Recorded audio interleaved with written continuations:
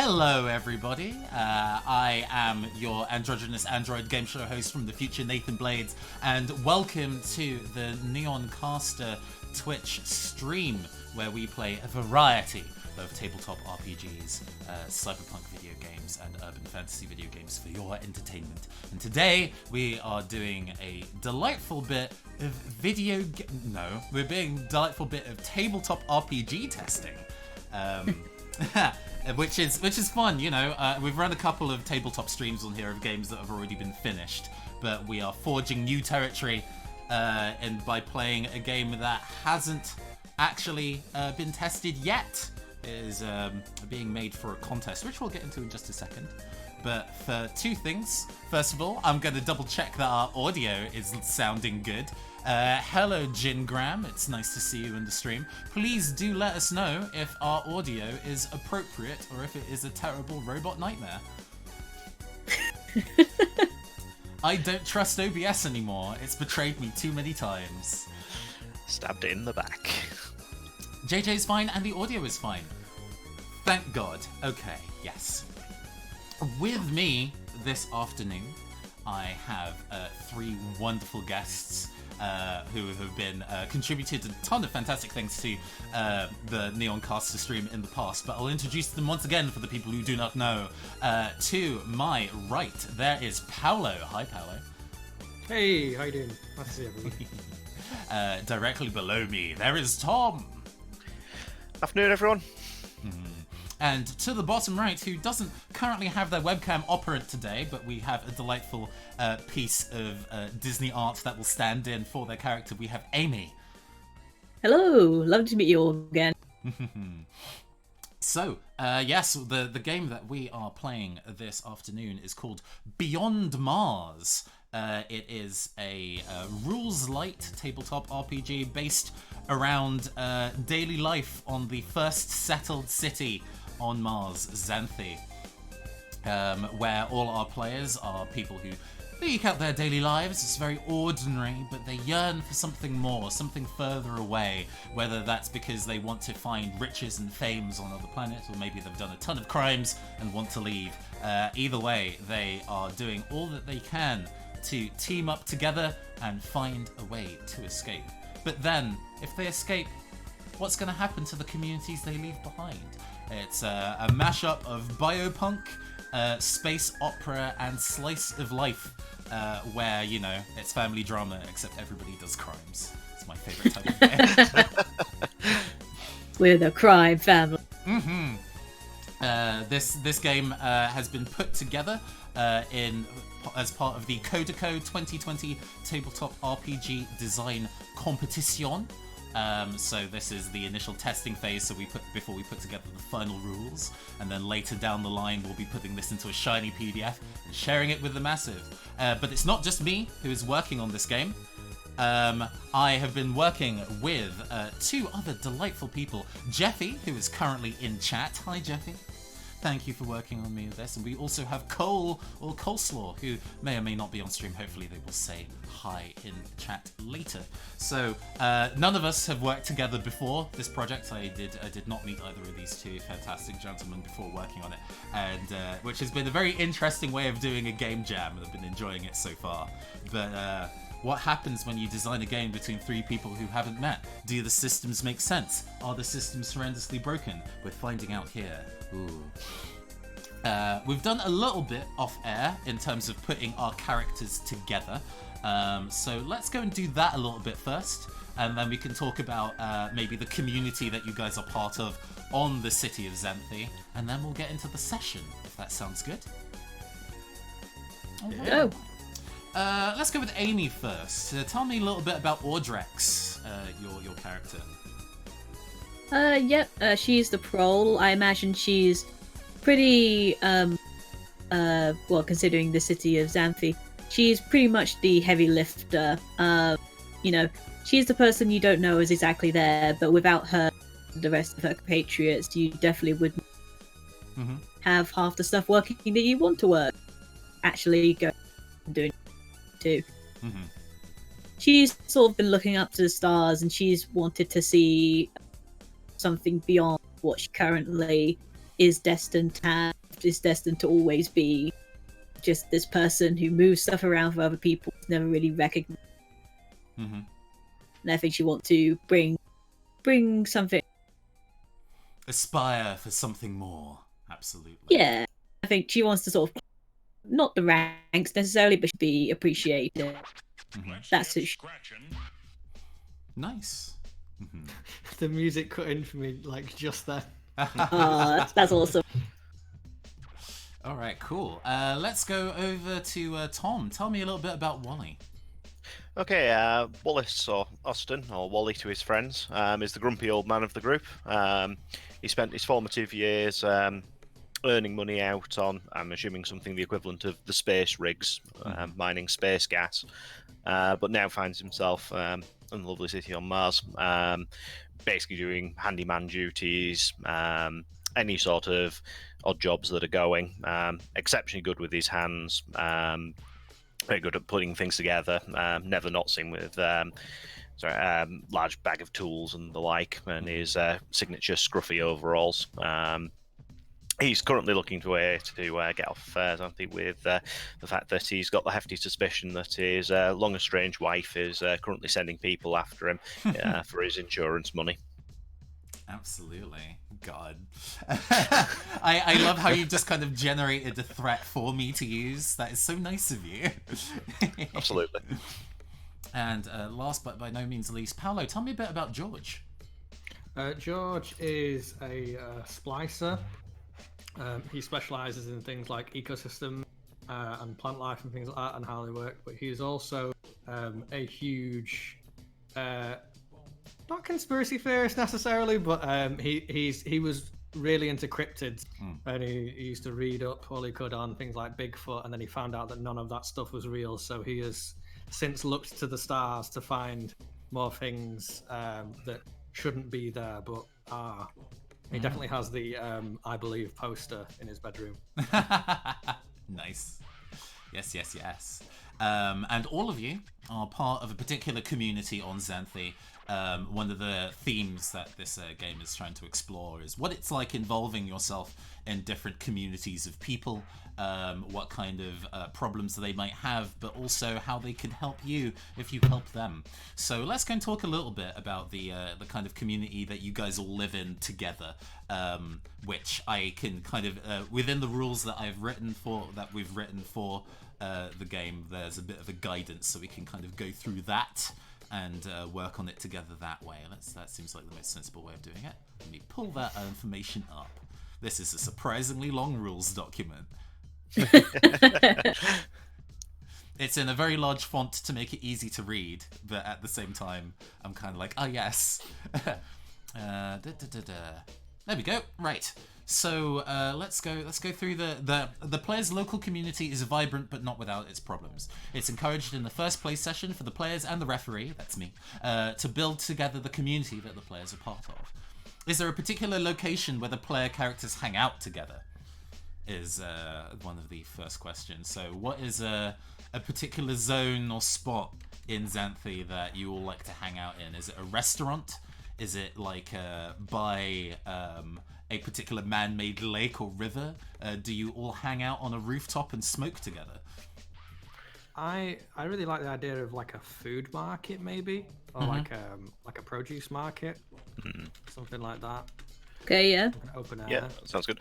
Something with like stands doing your almost sort of takeaway drinks and food where you can sort of go and sit about 3 or 4 of the pseudo-Japanesey style name of's completely eluding me at the moment. Izakayas and things like that. Izakaya, that's the one. Thank you. My fellow weeb, I've got you covered. yeah. And alcohol, lots of alcohol. Mm-hmm. Which I think the thing all Drex is like attracted to about this place.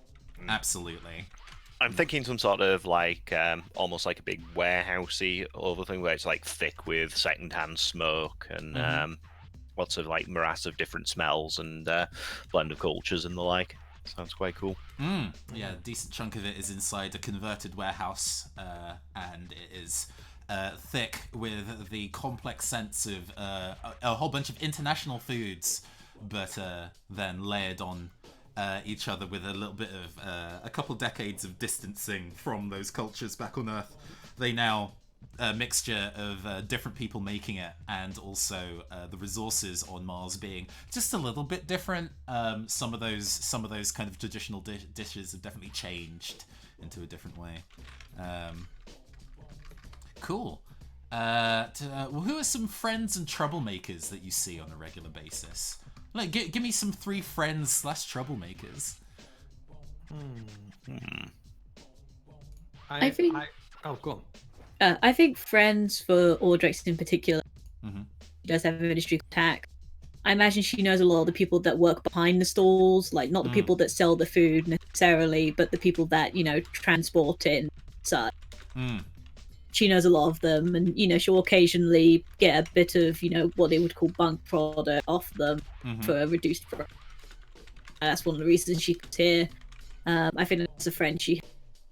I imagine a troublemaker then might be some of the stall owners who know that they don't like her doing it. Yeah, she has an ongoing feud with a particular stall owner. I think I like that. Who wants to go next? I like the idea that George maybe like mods crops and things like that, and grows like weird hybrids for people to use and stuff. So I imagine he's like he's maybe got a few like rivalries going on with other people who do that. In general, like who can make the best cumin, something like that. And like it has like competitors in that sense, but also like friends in the sense that people keep coming to him and being like, can you make this thing but a bit more like this? And he has to kind of like splice plants in different ways. But I think he's drawn to this area because of like culture and legend and stuff, and he likes being next to different cultures so that he can learn their legends and things like that. You have been the instigator of many a story time around some of the larger tables. I think maybe like a good friend would be like a storyteller, maybe or someone that like he goes to kind of like be told these things. Yeah, there was I think they are a surprisingly ritzy, well-off person who came to you was like, I absolutely must find out a way that I can make saffron up here. It's very difficult to obtain. And you managed to provide a reasonable enough equivalent that could survive in the open unusual... the jacket and have spices like all the way down. What are you buying? And that friendship has ended up sparking. It turns out that they are something of a historian, and as a result has fed you with many an interesting story from back on Earth and a couple of other settlements on other planets. Jeffi, rather than directly using one of the communities we have listed in the book, we've written a handful of sample communities that players might be able to use to fill in some other gaps of communities within Xanthe, or to go and pick one directly if you would like. But I always like, to start off the session with making something together, which we can then incorporate back into the narrative. Wally, who are some friends and troublemakers that you know? Absolutely. I think, given his backing of doing various jobs, it makes sense as presumably some sort of... I'm trying desperately to sci-fi setting, not just to keep adding space in front of everything, but some sort of space I'm going to do merchant. that too, don't worry. Space merchant. Some sort of space merchant navy kind of thing where you've obviously, there'll be lots of stuff in orbit that require sort of maintenance and that sort of thing. And he'll have been on the crews of those as one of the Sparkies, working in engineering. So he'll have... because he'll have worked on various ships, there'll be people he knows, people he's met throughout the years he's been in the service. And there'll probably be a few of them who are his more regular drinking buddies, a few sort of who've just crossed into retirement now, perhaps. A few who are sort of still going and complaining out, the industry's not as good as it used to be. Gives it at least a potential smorgasbord of people to pick from who've come from all sort of likes for doing that sort of industry. Absolutely. Any troublemakers? I was going to go possibly a couple of old landlords. And your ex-partner? But possibly, oh yes, and of course the estranged wife. who's now making it slightly better, but may have eyes on Wally's life insurance, which is his one last bit of money that he's got left, which he can never cash in. Absolutely. The rest of it being drunk and smoked away over the decades. Yeah, currently, the way that we've written the settings so far, we've kept that quite loose and not put in too many set in stone factors, but I've kind of been operating on the idea that this city has existed for maybe about 40 years, enough for there to be a second generation worth of people, but right. It's so one removed from the original people, but we've not hit a full century's worth of Xanthe yet. Cool. Who or what might be trying to cause this little community some harm? So is there any kind of like external force that might be a negative impact on this food market? Ooh, aliens. We technically be aliens, so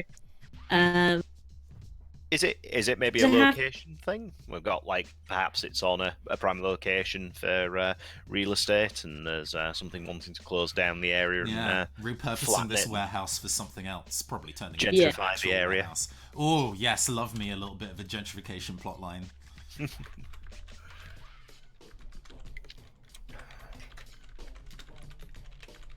Gentrification by aliens.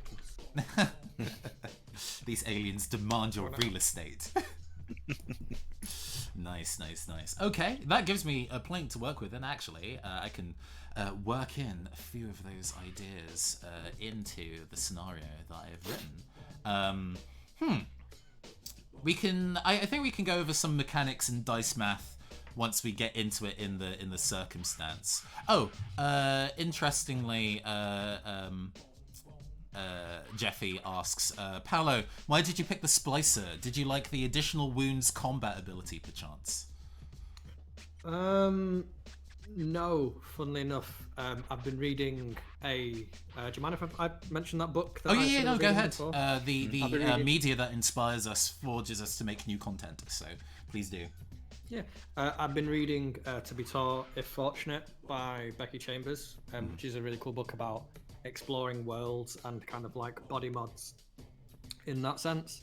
And the characters in that are just kind of like cute people looking at alien animals, and I was like, I feel like that vibe a little bit, so I've gone for like a bit more of a studious and a studious character who's more into the idea of space cryptids. Learning more about the world, broadening one's horizons. Yeah, I know. When in designing this game, we kind of touched on the idea of working in biomodification and the general themes of Biopunk. I know that's a thing you're a fan of, Paolo, which is why I nudged you about this playtest, because I figured it would be your shit. But I think with that, we can go and move into this scenario, this little tale that I have written for your entertainment and consideration. This is a little story called A Birdie Told Me, and we're going to go and set some music down. Let's go for this. Some accusations of it being a shock that I'm not power gaming going on here, and I'm not sure I enjoy them. Yeah, no, I think as a general group of players that I tend to have going for hyper violent combat efficiency isn't really how any of us operate most of the time, with exception, sometimes it's nice to be a terrible person, but or out for blood, but I don't know whether that's necessarily the team composition this time around. But anyway, the gang, we meet at this warehouse market space. I think the camera kind of walks down the Martian streets of Xanthe, people kind of bustling around various hover carts, loading goods, moving back and forth.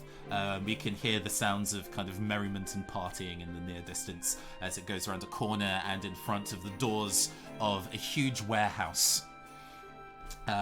As the doors open, a rush of kind of like steam and this increase in voices and merriment kind of fills the air as we see everybody kind of enjoying their after work It's about kind of like 6 p.m.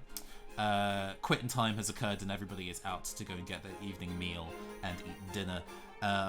This gang is sat at a table next to one of the newer stalls in this area. It's a kind of open air restaurant called Vitality Voxel.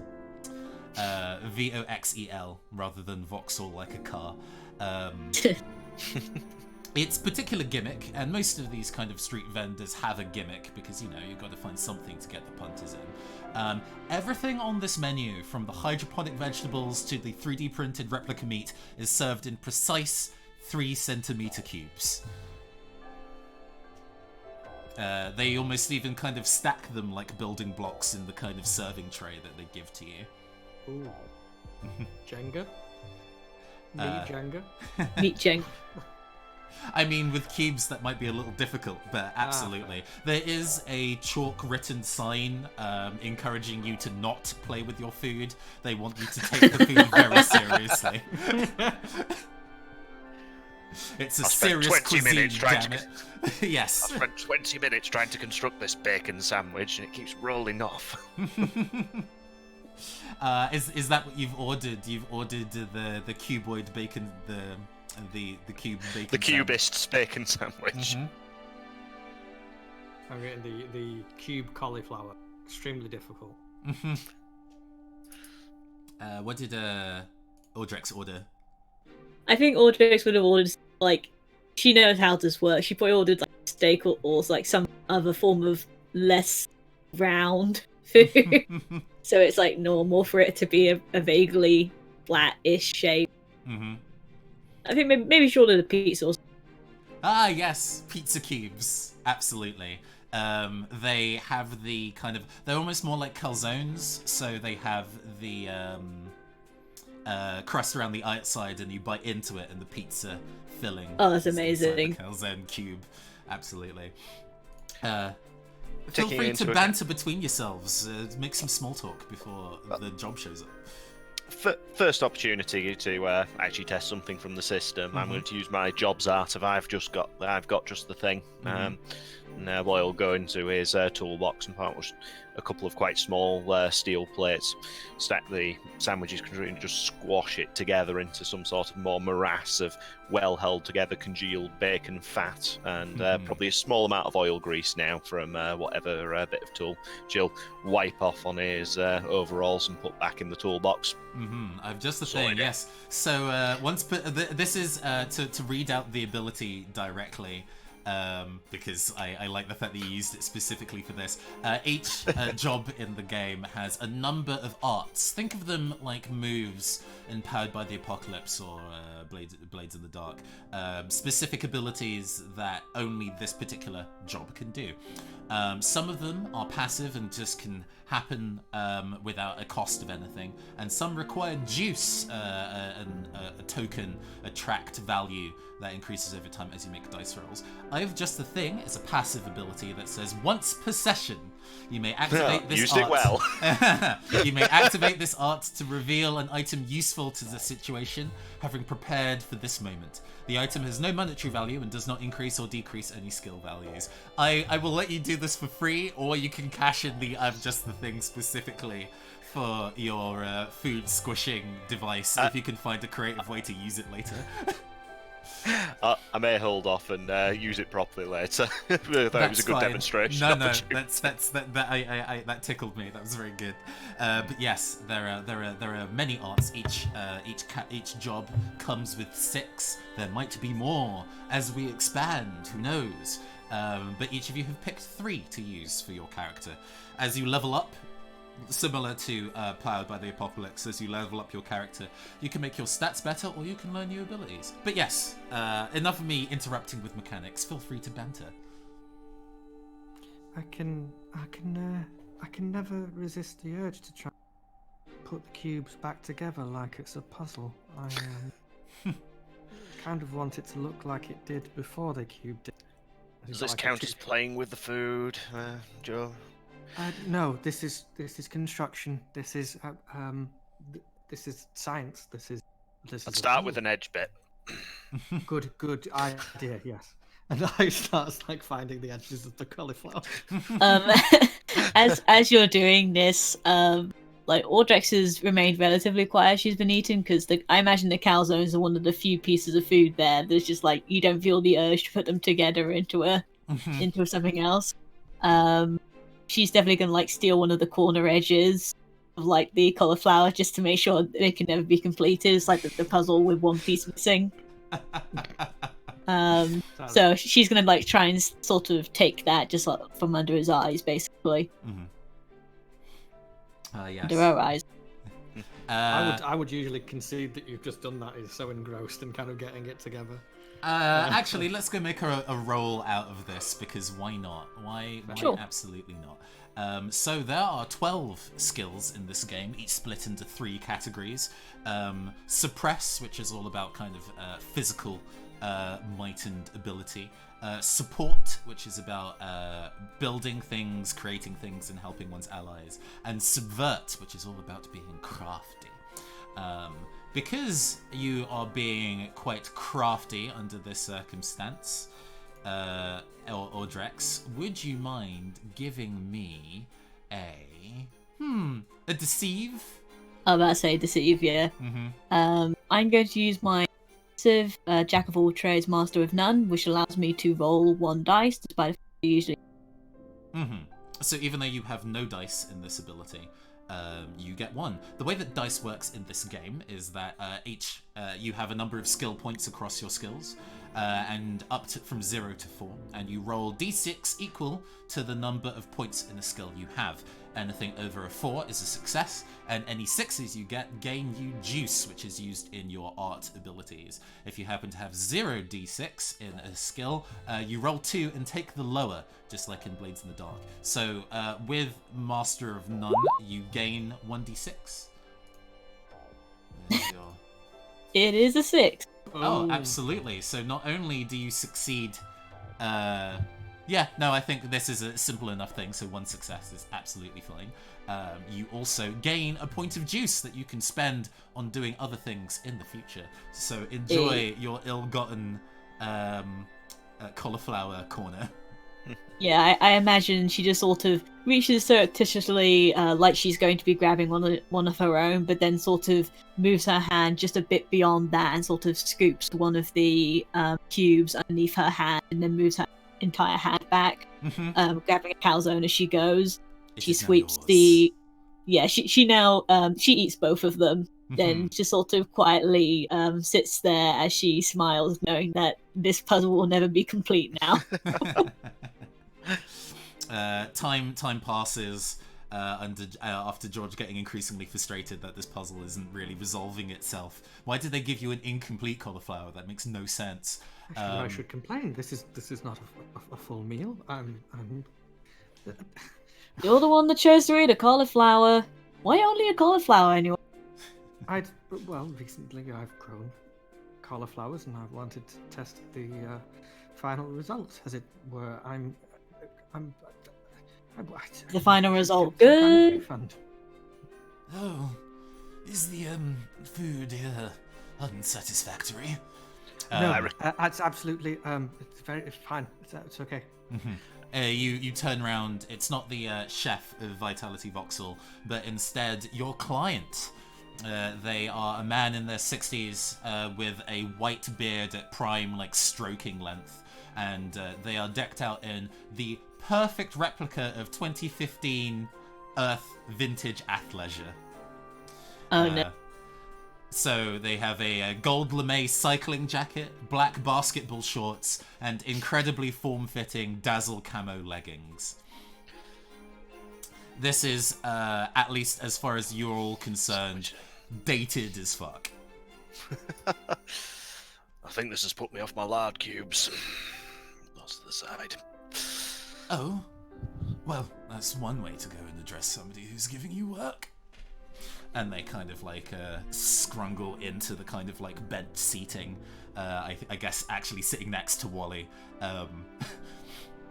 It's good that you guys are here and available. I thank you for taking the time to help me out. Oh, and sorry I'm late. I ran here as part of my exercise route. Oh, I don't think I've met you, he says, gesturing over to George. My name is Philip Valentine. It's a pleasure to meet you. George, nice to meet you. Yes, nice to meet you. And gives you a quite firm handshake, actually. It's a very strong one. Yes. And, oh, yes, Ordrex, if I recall. Yeah? What's it to you? Just making sure that I know the people that I'm going to be trusting with an excellent job. And, Wally, I believe. Indeed. Yes. Pleasure. Wally will wipe his hand on his overall, which may clean it, may make it worse. Offer it in a... There's a very kind of... Yes, it's a pleasure to meet you. Actually, yes. Anyway, let's get to it, shall we? Let's get to it. You've come strongly recommended. One of my fellow retro keeper friends says that you're great at acquiring valuable items. George, you are familiar with the retro keepers. They are a community of people who believe that there is an inherent value in things that have been kept, preserved for a long time. Similar to the belief of the Tsukuyomi in Japanese folklore, an object kept within a household for 100 years gains its own spirit, gains its own soul. That's something that they've kind of taken to heart. It's kind of overlaid with the idea of vintage collecting.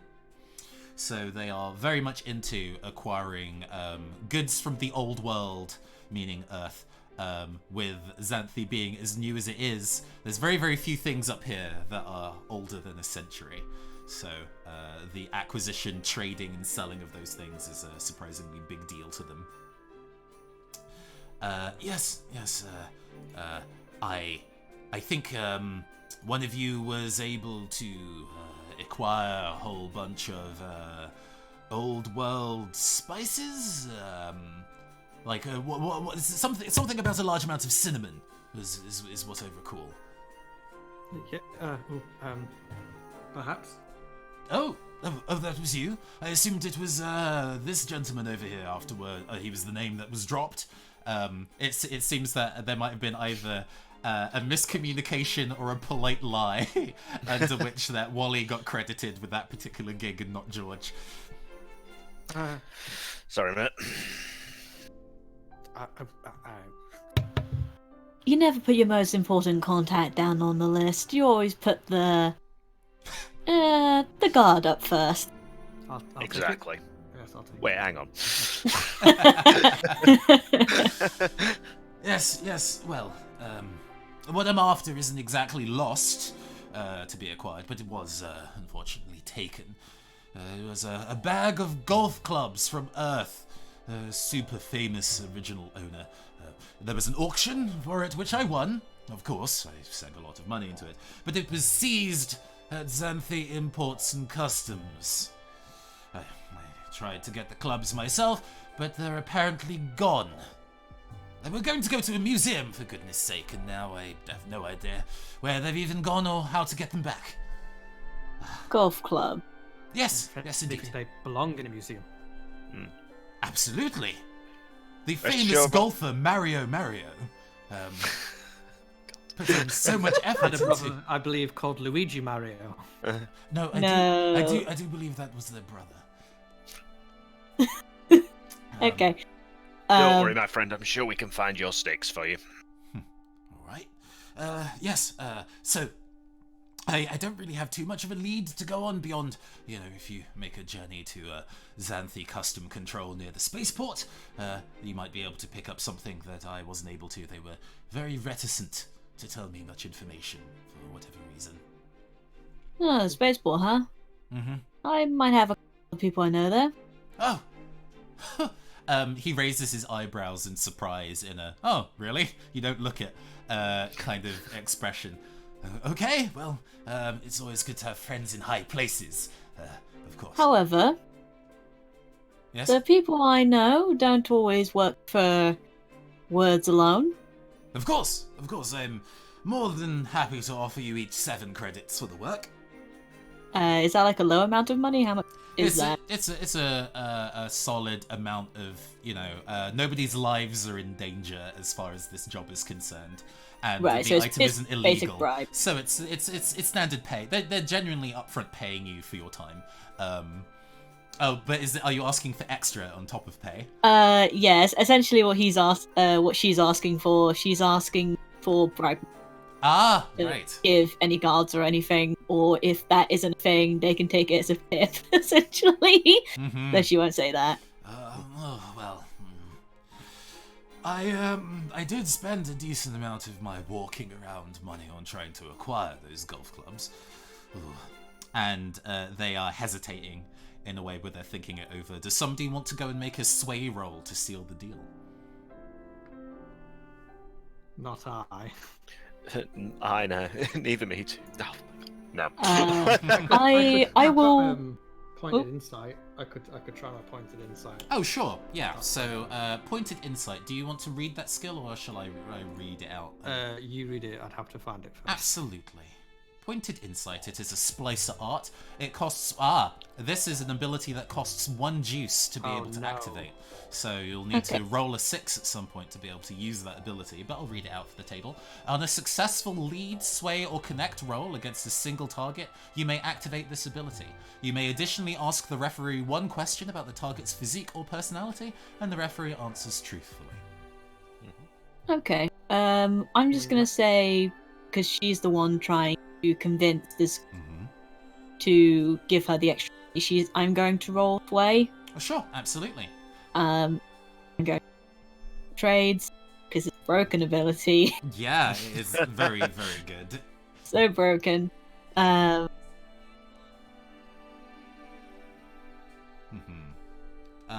go and roll 1d6 in that, I guess. 5. Hey, you don't get any juice, but you do succeed.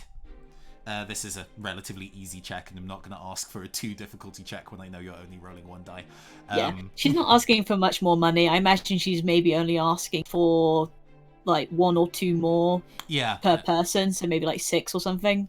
I don't know if I can give all of you wandering around money, unfortunately, but I can give you this. And he rummages around inside his cycling jacket and produces a cred stick with 4 credits on it. Okay. Well, I imagine she doesn't exactly mind if she looks a bit rude, but she takes it with a sort of polite, straps it to her belt, essentially. Mm-hmm. Thank you for your time. We'll make sure to do the best we can. Oh, well. Get you the golf. Yes. I'll give you my address, and he kind of like forwards you the delivery address. It's near Xanthe University. Unsurprising. A large number of people who are into that particular hobby are usually historians and sometimes accountants and legal. But gives you the location of his delivery address and is like, is there anything else for that you want to ask before we part ways? Yeah, who was your next competitor in the bidding process? Could be, Well, there was a handful of people who were across the board on that. I must say, 1 or 2 members of the Retro Keepers who are into sport, but actually, a decent number of businessmen, CEOs, rich types, they like to collect rare goods to keep as trophies, even if they don't understand the value. Might I ask, is this one of those items that's been around long enough to have its own spirit, or? Oh my, yes! A good 120 years, if I recall. Oh, that would be, may we perhaps inspect it, if that's, Possibly, although 100, because they were made from old world materials, they're probably a little fragile. So do be careful if you do manage to obtain them. Of course. Right. I've been eyeing up that cube of pastry with the cheese inside. That sounds good. This is I think I'll consider today to be a cheat day. Yes. And he gets up to go and try out one of the cubed calzones. and parts ways. It's always perplexed me the way people think that they can cheat at sustenance. It's interesting. But yes, you are now free to do as thou wilt. Where would you like to head? Oh, I guess we're only two leads currently. The customs control of the auction house, but customs control seems the most likely of the two. A logical start, yes. Absolutely. Audrex is to get up, sweeping whatever food you guys have left on the table. She takes on her plate and starts walking out. I didn't need any of it. I just finished putting it together. Yes. She takes it and calls behind her, "Let's go!" Absolutely. And the scene transitions. Do we get music? Yeah, we do. I'm using a whole lot. Because I've been putting this together in a very short amount of time. I'm using a lot of soundtrack options that I have in our City of Mist campaign. So unfortunately, you're going to be getting a lot of those hits again. I apologize. I heard some Fire Emblem in there. I'm happy. That was actually from Lightning Returns, Final Fantasy 13. This is now. Game. It's fine. Yeah, it's all good. But this is a Xanthe spaceport, which looks like an airport, but for space. However, despite the kind of really jaunty air and the really vibrant decorations, there's a lot of faux palm trees, even though palm trees absolutely cannot grow in this climate, just to kind of give it a bit of a resort feel. There are still gigantic, solidly clad, brutalist concrete walls. You see barbed wire in a decent number of places. There are a lot of guards around. Even though this is supposed to be looking enticing to those arriving to Xanthe and the very rich people who can leave, they really, really don't want people who can't afford it to try and leave the planet.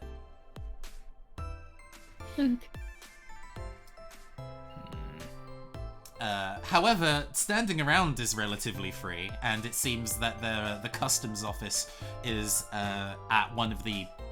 in one of the parts of the building that allows regular members of Xanthe to attend. Otherwise, how would they be able to get their shipments from planets across the solar system?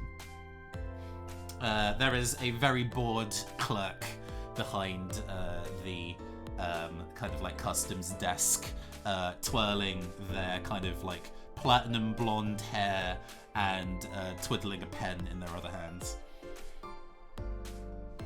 Okay, so how are we gonna do this, gents? Are we going for the honest approach, or are we going for the there's a problem in Sector 6 with your electronics, we're going to have to come in and fix it? I could make there be a problem in Sector 6 if that's what you want. Happy to offer a hand with that. I'll need a number 4 screwdriver. I mean, there's lying about things, and then there's committing felonies. So, I mean, maybe first one, then the other. You look more respectable out of the three of us. Maybe if you have a chat with him first, and then we can use our backup plan if needs be. You see Audrex is sidling towards perhaps something she can push, like a couple boxes of customs items. Oh yeah, that sounds good. Bad. But otherwise she's going to let George do his thing. Mm-hmm. I have a casual cast my eyes around the place, or anything looks vaguely remotely like a circuit box or something I might be able to get into if needs be. How would you like to give me a hunt roll? A hunt makes sense. I'll also take maybe a study, but yeah, one of those two. I don't have skills in either of them, so... Okay, then roll a 0d6 and take the lower result. 1. Oh, no hits. Yep. That's fine. What you do spot is that there is a family, a 2.5 kids kind of circumstance, all dressed in their finest spacefaring gear, the kind that you've seen on big dramas on TV, or the kind of those crummy daytime holiday shows that we get in real world kind of TV, and the people who dress for that, but space. They walk past you all kind of chortling to each other. Oh, I can't wait to make it to Titan. We've been away from our holiday home for many moons, and I'm so excited to be able to go back there. And one of the kids is like, I'm going to order so much ice cream on the spaceship. And they are just generally excited to have a fun holiday because they apparently can afford to do so. Is what you see rather than a circuit box, just to twist the knife some. Thank you. So, George, what are you going to do? Mm-hmm. George sweats a little bit in the hot Mars sun and is... okay. So I'm saying in sector 6. Is there a sector 6? Do we know that there's... No, if you want to approach us something more... Honest. actually about the thing, and then we can always do the whole something's broken and we're going to try and fix it. Yeah, if routine. that fails. Okay. Right. And then walks up to this is it a security person? Did we say? A clerk that runs this particular customs desk. Long platinum blonde hair, which he's twiddling with one finger and spinning a pen. Yeah. Hello, how can I help you? Hello. Hi. Me and my associates back here are What goods are you retrieving, sir? some golf clubs. Yes. Golf clubs under what name? Do you remember the name of the Philip Valentine. Yeah, Philip Valentine. Philip Valentine? On behalf of Philip Valentine. Checking. And they start typing away and just ignore you. About a minute goes by of complete silence, and it doesn't seem like they're about to respond to you anytime soon. What do you do? Is there any security guards in the area? There are a couple. Most of them are kind of posted more towards the departure lounge. And two people with very kind of futuristic and deadly looking assault rifles are checking passports. Do you also happen to know if there's any new plant life coming in on the next few? She slowly looks up at you and stares you in the eyes, and then goes back to typing, ignoring your question. You're very spicy, and he holds up a finger of paprika.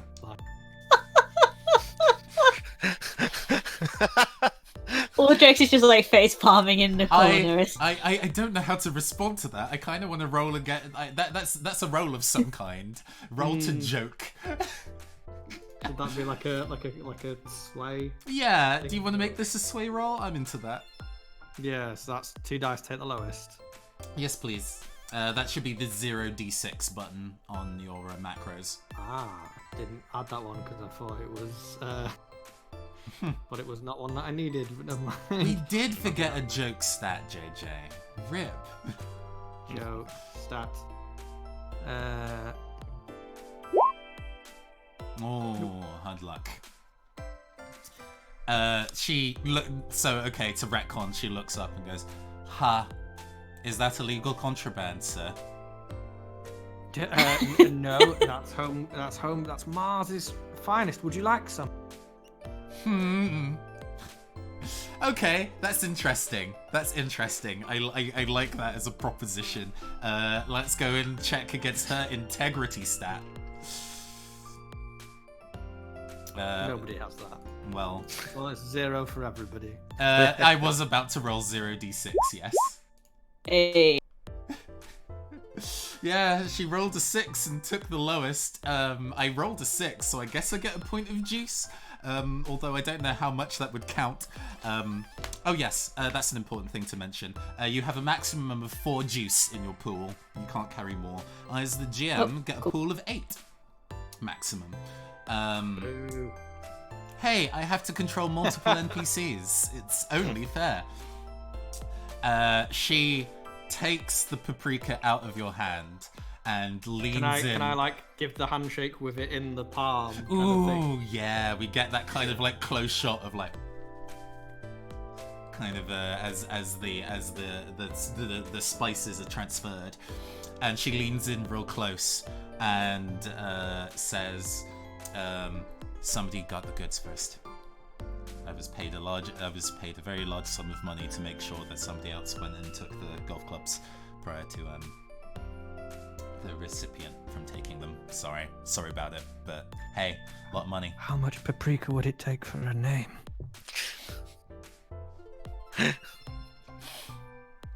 She shrugs. "I don't fucking care. I already got the money." Integrity stat. Yeah, look at that integrity stat. It was a dude called, and she now Googles it in like 10 seconds. Brian Mercy. Brian Mercy. Thank you very much. Very rich looking guy. Weird comb over. Pretty good shape though. Okay. Well, thank you for your time. This might look like space weed, but it's not. It's oregano. This may look like face weed. She looks horribly disappointed. I'd be more interested if it was actually space weed. Anyway, next customer. She kind of like looks past you and announces to other people in this queue. I think there's like a small flashback in George's mind where he had attempted to make space weed and ended up killing 6 people. 1,000-yard stare. Yeah. All around me are familiar. It was too powerful. Yeah. Yeah, you see Audrex is like contemplating seeing like the 2.5 kid family. Like how much of a problem she can cause by essentially knocking over some of the custom crates and like seeing if you perhaps trap one of them or like cause a scene. But then she sees amazing. How would you like to tackle that? What skill would you like? She's I think that's what she's contemplating, but seeing that George has like come away, looking probably relatively like ice-seeded, she sort of shrugs and approaches him. If you want to step back from that, that's fine. I definitely should. I was very willing to have a meanwhile. Audrex is doing this shenanigans simultaneously. But if we want to move on, let's move on. Cool. Do you know what I realise I've done is that I've roleplay walked into a person who grows plants and has a lot of spice, but I did not take the poison feature. No, which is baffling to me. What are you gonna do? It's fine. These are the choices that we make. I think would you like to take it? Would you like to replace one of your skills with it now? I'm tempted, No, I think I have to. Okay. So yeah. I might just get rid of the healing one, and I'll take the. So, Georgie boy, you got anything? That's a good gem right there. Just want to add. That's a good gem right there. Well, I got a name. Brian Mercy intercepted the goods. Mercy. Do any of us know that name? Let's see. I can. Does anybody want to kind of make a roll to see if they can detect this information? It's not especially hard. Study would make sense, but obviously if you have a more plausible thing for your character, say if you want to go and call all your friends and see if they know, that would be a connect roll. So it's all about justifying the roll that you would like to make, and we can negotiate what's sensible. I do have a 2. Can I pilot the internet? No. Worth a try. I will roll study with Jack of all trades because again, broken. It's very good. You have a 2 in study. Yeah, I think this is a good opportunity for George to be in their particular element. Yeah. So do you want both of us to roll and 5 of us get it, or only one? I think under current circumstances, also for expediency, just one person rolling. Also, George is okay, rolling more George, dice than you, so yeah. Yeah, you roll, George. Kind of want you to roll now, just 2 dice. Yeah. Ooh, hey. Look at the results. Yeah, a success. Cool. With like one success, that's pretty easy enough to find basic information. This is actually a relatively well-known person. They are the CEO of iConstruct, a robotics manufacturing company based on Xanthe. Let's see. You kind of pull up general adverts, some kind of news postings and stuff. They are the very kind of like smiley front of camera style of CEO. They like to be a visual presence it also seems that they are something of a sports fanatic. They have tried on a couple of different instances. The reason why they came to fame before becoming a CEO is that they had tried and failed to qualify for the Martian Olympics twice. And upon failing at that particular charge, they have now decided to turn to business acumen rather than athletics. So it's this person. I'm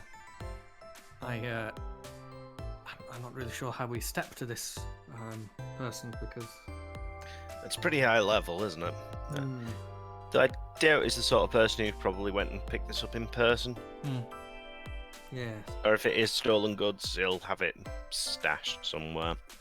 we know that they're too fragile to actually use, so we can take solace in the fact that they won't be damaged. Is there like a building for this company? Indeed there is. There is a large there's the main office building, which is weirdly enough directly connected to his manor home. It seems that he genuinely, it's what I have written in the document. It seems that he is quite blasé about traveling to work despite his athletic nature. Well, if you can get me access to that... Actually, let's have an idea. If you can get me access to one of the terminals around here, I might be able to have a look on the vid cams, see if we can spot anyone who picked up a package. That would... If you pay that young lady, she'll let you do whatever you want with the computer. Phrasing? There's going to be this look where on purpose. I was like, nope. I was going to say it, like, nope, abort. Audrex like raises a single eyebrow, like really, and then shrugs, turning to Wally, saying, "Well, we do have a bit of bribe money. I might prefer not to use it all counts as a little tip, but if you want to skirt by a couple of problems, willing to use it." I'll try that. That might be worth backup. I might try and take speaker first. If you don't mind. Hey, go for it. Save the money for potential for the bonus after the event. Sure. Lloyd's going to head over to the customs thing and actually more knock on her door rather than go to the front. She kind of says, "You have to go and do. You have to place the order at the front." Maintenance, love. There is a pause. Okay, fine. And she gets up and kind of like opens the door. What are you fixing? PC issue been reported. It'll go into some. Can I use fix to tech spiel a little bit? That sounds that sounds like a good plan. Yeah, absolutely. You can use fix to kind of reel off technical knowledge. It's the left phalange. I think you're gonna have to. Well, let's see. Ooh. One success. Hell yeah, that's fine. Yeah, what kind of like spiel do you give? She at least tentatively buys it. There's been discussion there might be some malware. That's been. Have you been browsing any websites that aren't being corporately approved? There is a.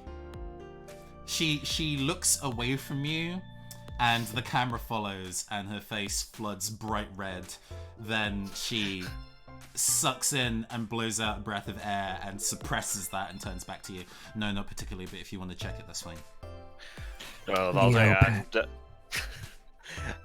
I'll sort it out and I'll clear the browsing history as well. Yeah, whatever. I'm gonna go on the coffee break. She'll go and plump himself down on the seat, do that thing where he adjusts it, moves the armrests into like, just ruins her chair. Excellent. Good. Starts drinking a coffee. You say that specifically from personal experience, I'm sure. And we'll start having a look on the computer and see if we can find find the video audio logs of anything around that. I doubt it'll take much, but if we've got, I'd be surprised if there's not a web cam on this somewhere. To specifically subvert mechanical systems is a hack roll, unless you can justify something else. I'm probably just going through the general system information that it's already got access to. If she's just left me logged in. Okay, that's fine. Also for expediency, because we want to go and get to doing the actual heist, because that's more fun. True. Yeah, you do a little bit of digging, and you turn up. Oh man, what name am I going to use? This is one of the times where you're supposed to have like a list of pre-made names. You don't actually have to worry about it. But let's go and pull a name from something else.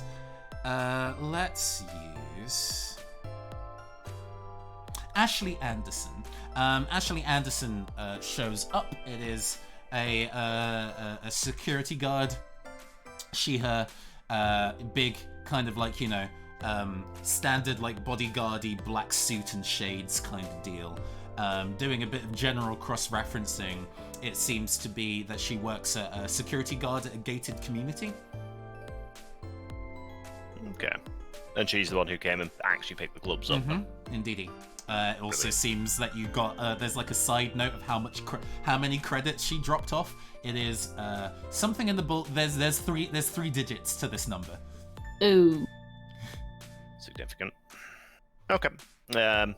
Because probably not actually pressed about the computers, get the job done, close it, and head off. Ashley Anderson, security guard, gated community over on such and such. Yeah, the address. It's in the same gated community where the office building and the manor are. Well, that's useful. All right, gentlemen, let's get out of here. Absolutely. Let's see, where are we heading? Or let's musically, where are we heading? Let's go for this. Yeah. We're approaching espionage, so let's get funky with it. How do you guys tend to get around Xanthe? Do you guys have a car? Do you bus it everywhere? Do you cycle? Hover scooters. I'm probably leaning bus personally for Wally. Strikes me as a bus man. Absolutely. Yeah, Audrex is probably a bus because she probably isn't trusted with any form of vehicle after the last. George is on a hover scooter next to the bus and is like wave as the like his little helmet on left. Hey. Oh, actually, no, I'm missing an opportunity here. I've got pilot. I'll have a knackered old van, which I'm happy to have as the party mystery machine for. Absolutely. For We're Pardon gonna that. hijack the bus for a second then. Yeah. Audrex is going to. It's. I mean, when we say there's a community on Mars, like I presume it's not open air to a certain extent. I imagine it's all like actually. Well, that is one of the enclosed. things that we haven't set in stone yet. So Okay. if you would like that to be something that it's whether it's a domed or it's been terraformed enough where there's oxygen. I like the idea that there are like pods where there is actual like Mars space between them, but if you're particularly wealthy, you can get into the gated community, which are actually terraformed. So she's going to be inside the truck with Wally going. Oop. Ah, God, the There's a stream. bit. I just realised of how the stream works. There we go. It's fixed. I'm smart. I know how to use technology. All right, so Yes. we're heading off to the gay community. Okay. But yes, I like the idea that there's big domes, but then also side domes that have been kind of like meted out by particularly big companies and things like that.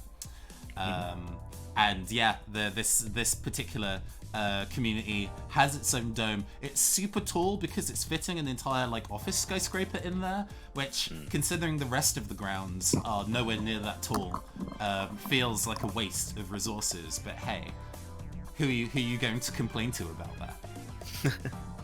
The King of Mars. The King of Mars. The Space King of Mars. But yes, it seems that there is, similarly to the airport, getting into the kind of general exterior of the space isn't especially difficult. You know, this is public grounds. Getting around the city isn't necessarily hard, but the gate itself, it's definitely guarded and closed. But with gated communities like this, service people need to get in and out all the time. So there's a separate main kind of like road space for the private cars and everything with the people who live and work in this gated community. And then there's also kind of like a side service entrance for like trucks and stuff. Cole, one of our designers, has also joined the chat. Hello, Cole. Or joined the stream. Hello. Hello. Yo. Things are going smoothly. But yes. So our main options are front, basically commercial entrance, side, commercial entrance. One. But the two obvious routes are those kind of things. Yes. I imagine we will have the equivalent of a short range. A short range weapon, or?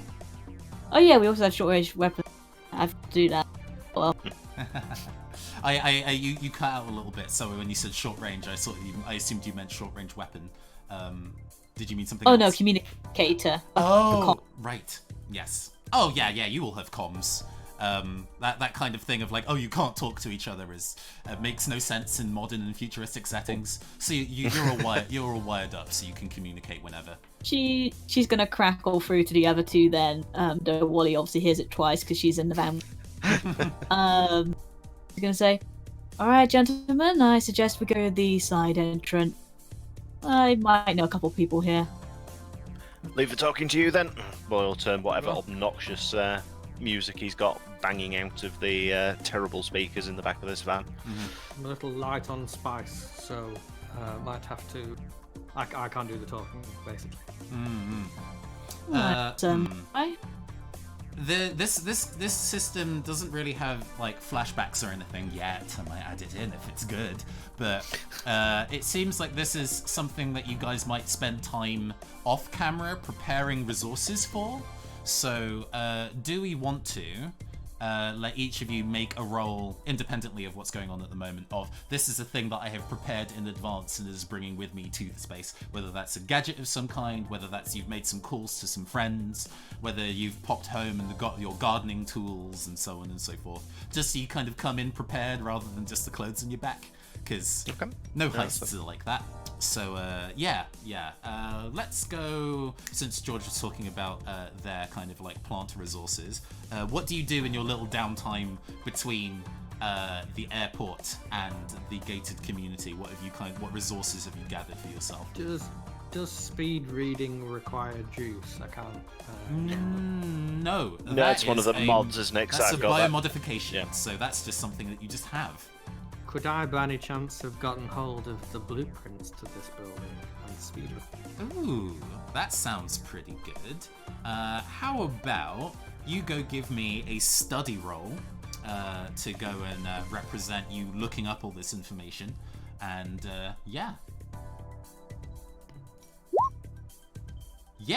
whole success into it. Yes. I think maybe before we move on, I maybe nip back to the market perhaps and try and find like a contact of some sort. Like, can you get me like, well, maybe just the library, maybe it's public domain. I'm not sure. I think either way, I'm happy to justify however you managed to who you needed to. Because this is a study rather than connect, you clearly took the time to go read it up rather than ask the person. Otherwise, you would have been making a connect roll. So. More in the sense to get hold of them in the first place. And then just roll them out on the table in the van, kind of thing. Like. Yeah. There's space in the back of the van with a table to do your planning. Absolutely. Yeah. You note a handful of things about the manor. It actually has a large sports ground out back with a clubhouse. Okay. Sports clubhouse. It seems that this information has circulated among house cleaners for hire and similar. With the big manors and companies like this, it seems that they tend to share that information among each other.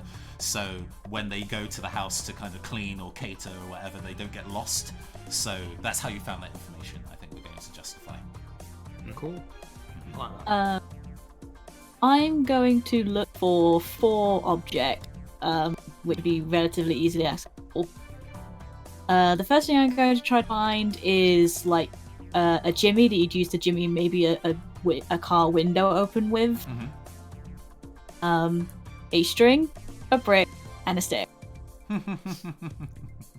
I'm interested to work out what that's going to use for when it all comes together. But I think it's probably for the best to kind of find a way we can combine all those huntings with a single roll, I think. What kind of roll would you like to make for the hunting of the goods?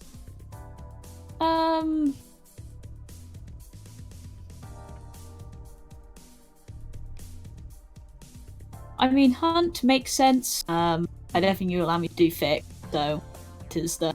Hunt, I think, is pretty reasonable. It's all about scoping out. So, do you want to go and give a hunt roll? Okay. Okay. Nope. Oh, no dice, no dice. I'm going to give you a bit of a hard bargain then. You are missing one of these items, or the items are of shitty quality. I'm going to say I'm missing the Jimmy. Okay, you're missing this crowbar, or Yeah, because the rest of it is relatively, like, you know, you can find those objects. I think the Jimmy is something special. That's things you can't find. Okay, sure thing. I swear that was... Oh, dang it. One. Where am I going to get a crowbar at this time of night? But she takes the brick and all the various other bits. She, you know, tries to make it seem relatively conspicuous as to, you know, like on the belt. Okay. Willie, what do you do in your little kind of like prep time? I was going to probably try and make sure that we're actually going to get in there in the first place. So we'll see if we can get a decal or something for the van and some outfits that look like they belong to the particular maintenance company that services this building. That sounds good to me. I'm into that. What roll would you like to make to try and do that? I don't know, but I suspect it's only got a 25% chance of success. Yeah, Connect feels like it's going to be the most sensible route for that. Yeah, no successes. There is a spelling error in the decal. It's spelt maintenance wrong. It's just maintenance. But you get it on short notice. They did you a solid. There's an obvious flaw. There's main tenants, two separate words. And they kind of shrug at you and sorry, it's what I could do, especially for no credits. Come on, man. Like I said, I'm doing you a favour. I fixed your dishwasher last week, Frank. Frank, your wife would be going mental right now if it weren't for me. Your wife would have stabbed you in the back if I hadn't let you hide out of mine. So I think this makes us even. No, I'll take the decal. All right. And so yes, you show up in your van, but to the kind of like service entrance with main tenants emblazoned along the side of it, and the security, the kind of like gated community guard, Ashley Anderson, that you saw who picked up the golf clubs from customs, is kind of standing by this gate with a clipboard, looking kind of like bored and what have you. Well, good evening. Who are you guys then? Who are you supposed to be squids servicing? Do you want to handle this one, Odrex? Yep. If we know a name, that gives us at least some leverage. Your name's Ashley, right? Oh, yes. That is indeed my name. Yeah.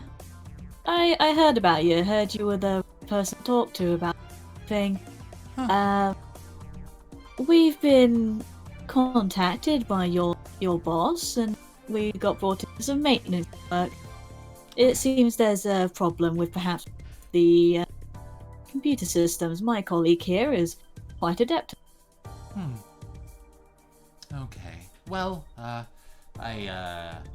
would normally recommend you would go through the regular channels to go and find work here. But do you have a particular thing, anything drawn up from your charge or client? He wanted this to be a bit on the down low. You understand. Certain bosses tend to work. And she winks at her in like this sort of knowing way. Yeah. No, that's good. This game doesn't really have much in the way of like modifiers of like, oh, you did a cool thing. I think you should get +D for that, which maybe feels appropriate in this. I'm wondering. I think adding that in like exceptional. So it's good. It might be nice for smoothing the curve off, especially when you've got quite a lot of cases where you've only got 25% success chance. Yeah, of succeeding and everything. Yeah. The stat numbers do feel a little low. So finding ways to supplement that even temporarily does feel like a good idea. I think into this instance, just to try out how it feels. In addition to whatever modifiers you have at hand, you're making this one with a plus D6 to try and convince her. I will oppose this roll this time, though. That's fair. Are we going to say that because I have Jack of all trades, and that gives me something to have now? Does having that modifier balance that out, so I only roll 1, or do I roll with 2? This would be in addition to, so you roll 2. Your natural stat is 0. Oh, well. Not only do you definitely beat her in terms of bluffing, you also gain another point of juice. Nice. So much juice. Right? And she sort of, she again just sort of like, you know what I'm. Yeah. We girls know what we're talking. Yes, our employers can be fickle people. The fact that he has people over and still is deciding to go and get people to service the house, probably because they're not looking, is a degree of micromanaging I'd never thought possible, but we continue to be surprised. You're going to need this to get into the property, by the way, and she gives you a key card. That is timed to be operant for about an hour and a half. Be swift. Okay. Thank you very much for your assistance, actually. And she will scroll up the window, and like below the rim of the window, so the like she can't see it, but the other she does like up. And like a let's move on gesture. With the sound of the gear being shifted slightly out of sync slightly, and that horrible tearing of metal on metal noise as the van pulls off. It is. It's not a great car, but hey, we continue. You drive into the gated community. Okay, so keycard, hour and a half. That's well, considering how big this place is, it's actually a great period of time. But we know the layout. Matrix brain. Mm-hmm. Oh, we do. Okay. It seems that this particular dome, now that you're on the inside of it, is climate controlled, so it's separate to the rest of Xanthe. It's genuinely tropical in here. Some of you, I can't remember. Have any of you actually been to Earth, or are you all like second generation Xanthians? I think I started on Earth and came here looking for mysteries. Mm-hmm. I'm second. I've probably travelled about. Mm-hmm. So for George and Wally, oh man, you've not had a summer like this in years. It doesn't naturally get this warm on Mars, considering you're further away from the sun. It's positively balmy here. In fact, is that an actual real palm tree? Not like the fake bullshit palm trees near the spaceport, but a real one? Oh, this job suddenly turned into a vest and pants job. I would absolutely love to get some form of cutting off that palm tree. Can we get it on the way out? I might be running. I'd really like to take this opportunity right. All right, go on. I've got to park up anyway. Yeah, okay. You realise later on, I can just grab a tree, right? Like a whole tree. I have to even live. So it's up to the end. Just rip the tree out the ground. As much as I want to shove it into the back of the van. It Hell was the way out anyway for me, but I would just a sample. I could do so much with a sample. Cool. Mm-hmm. Please do rip the tree out of the ground on the way out. I would. I'll keep you in spices for years. That I'll even try to make Space Weed again. It went that very submission badly. has been added to the court record. Remove palm tree with raw strength. Oh my god. Anyway, alright, gentlemen. George, you seem to know the layout of the place. George is Any... walking towards the palm tree. No, not right now. Any bedrooms, any rooms that might vault, that kind of thing. If it's something so valuable he'd be willing to spend triple digits on the thing, he's probably got someplace safe and close. Mm-hmm. Are you following George, or this is- have you kept him in place? I would probably say that Audrex is like strong enough to probably grab you by one arm and hold Yeah, you she's still. definitely like at least strongly encouraging him. Mm-hmm. To note, that is information you do know. It seems that this blueprint, because there's been a number of people who've been working at this place on jobs, they've commented it. It seems that near the back of the manor there is an exercise and trophy room, in addition to this clubhouse that's near the back with a swimming pool and a jacuzzi and various other things. The rest of the building seems like a pretty ordinary house. There's an office, there's kitchens, there's multiple living rooms, there's like 4 living rooms. Ashley on the gate mentioned he had company over, didn't he? Mm-hmm. Didn't you? Sorry. I bet he's showing off his acquisition. Is that what they're calling it now? So the question then becomes, how do we operate with him, and likely close to his bedroom at least? You gotta Can be we, bold. like- Oh, sorry, go ahead.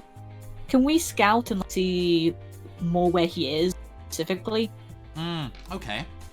Because we Who, know wa- he's here, we just don't know. who wants to make a hunt roll to investigate the space? I have 1 hunt. Okay, that is better than no hunt. Yeah, go for it. Okay, cool. I look at the palm tree.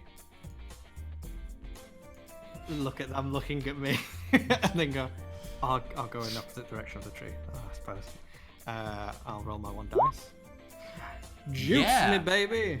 You get 1 point of juice. Feel free to pull out like a dice or a token or something so you can track physically how many juice you have. Same Audrex, please. Track the juice you have on hand. It seems just by kind of peering through the windows under where you are on this side, they don't seem to be at the front of the house at all. So that would rule out at least the largest living room, one of the kitchens, that kind of deal. It doesn't suggest that they might be in the back, or even yet they might be in the field beyond. Right. Okay. Mm-hmm. It seems that you need to go. However, it seems blueprint-wise, and because there are buildings either side, you need to go through the manor to get into the field out back. Okay. So we're going to have to go through the manor at the very least. We could use these uniforms and. Likely he'll have housing staff. Here's a Oh. question. Oh god. We are here to deal with the computer system, and we now have a contact in the form of Ash. So how about we set up a spying opportunity your, camera room? You're roboting a bit. Would you mind sorry. repeating that idea again? We got a hacker here. Why don't we find a camera room maybe, or something that deals with the power of the place? If we control the environment, it can be a lot easier. There's can definitely gently a make breaker in the basement, and there is a security booth. Call me single-minded. We don't have to be computer maintenance. My forte is, of course, biological things.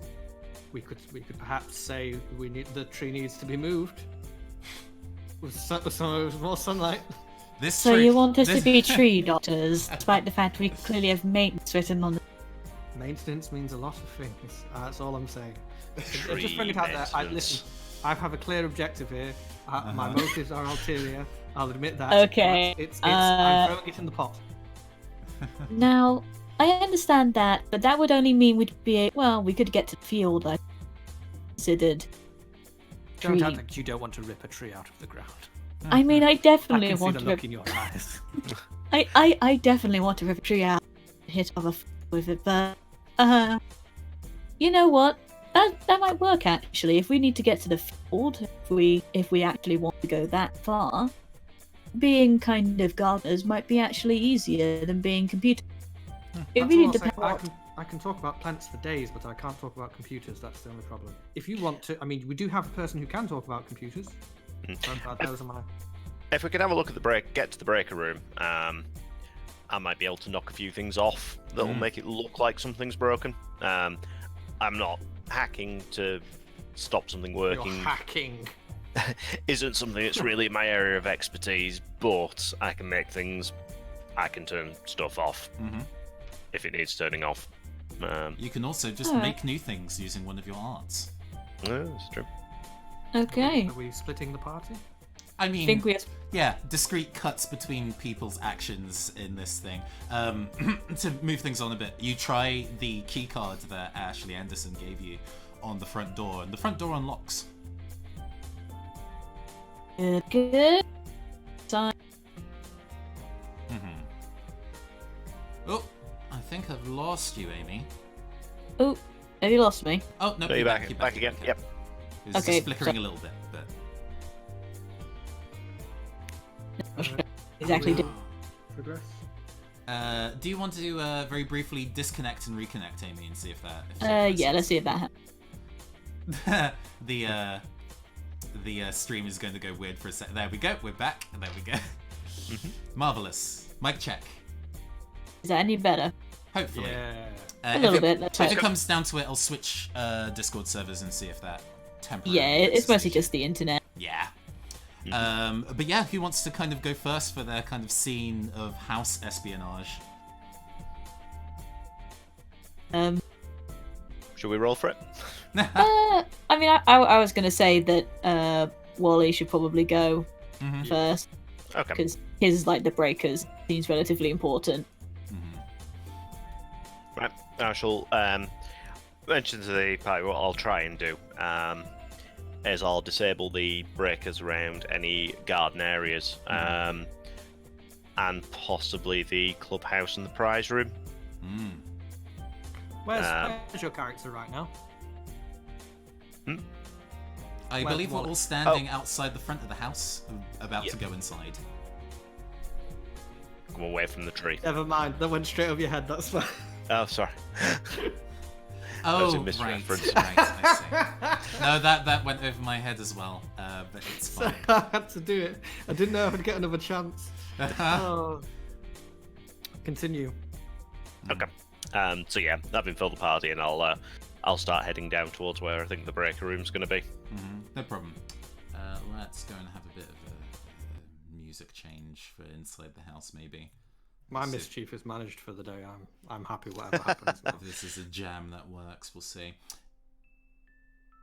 Yeah, it's quiet in the house, as it turns out.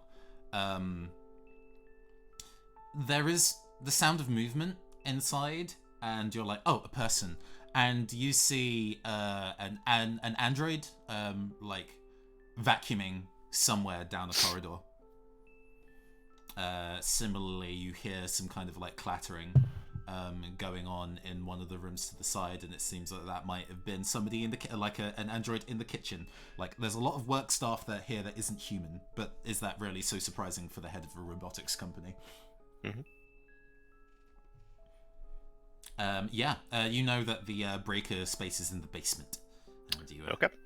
I shall make sure, just on the off chance, given there are robots around, that my handmade ranged weapon is somewhere to hand in my box of tools. Which, if the rest of the party has occasionally seen this come out, it'll look like some horrible mass of coils and pipes and things that fires like single slugs of molten metal at things, accelerated high speeds. Generally makes a mess, spreads smoke everywhere. It's generally a bit awful. I'll save it just in case I need it. Absolutely. I'm willing to kind of take suggestions from the floor about what this breaker room looks like, if there's anything interesting that you would like to be there for us as a set piece. I can't think of much anything. It's a breaker room. It's meant to be relatively, you know. I imagine apart from the bank of breakers. Does it tend to be maintained by robots? Do you think if there's like this one is a bit more advanced than the breaker in an average house. It seems that there's a couple of separate power systems that are in the space that operate both the lower and upper from the house. Out back, it seems that there's a surprising number of bits and pieces that control stuff on the gardens outside and the fields outside. Okay. I think it might not. Probably, maybe it wouldn't be conducive to like human walking through it and touching stuff. Like maybe like there's a lot of wiring on the floors, and there's like a set of rails for little robots to go across and fix things. It might not have been personally manned in quite a while. But yeah, it seems that there's a lot of separate controls, but you do, even just by looking at it before you go and make any rolls, note that it seems that there's a couple of processes that happen specifically for the field outside. Okay. I'll mention the rest of the group. I might be a while. I'm just trying to work some of this out. Cool. That's fine. Do you want to go? What do you want to? Do you want to make a hack check, maybe to?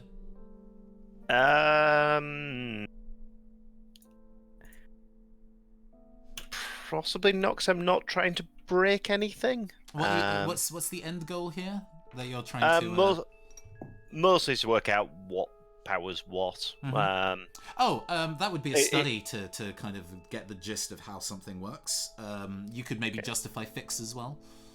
I'll go for fix, because I'm desperately trying to justify one of the handful of skills that I've got. You actually got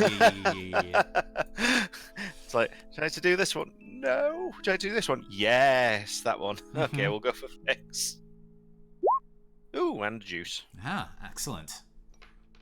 Yeah, you get this general gist of how the bits and pieces work in terms of like it seems that a lot of parts of the house are on separate breakers and draw different loads of power.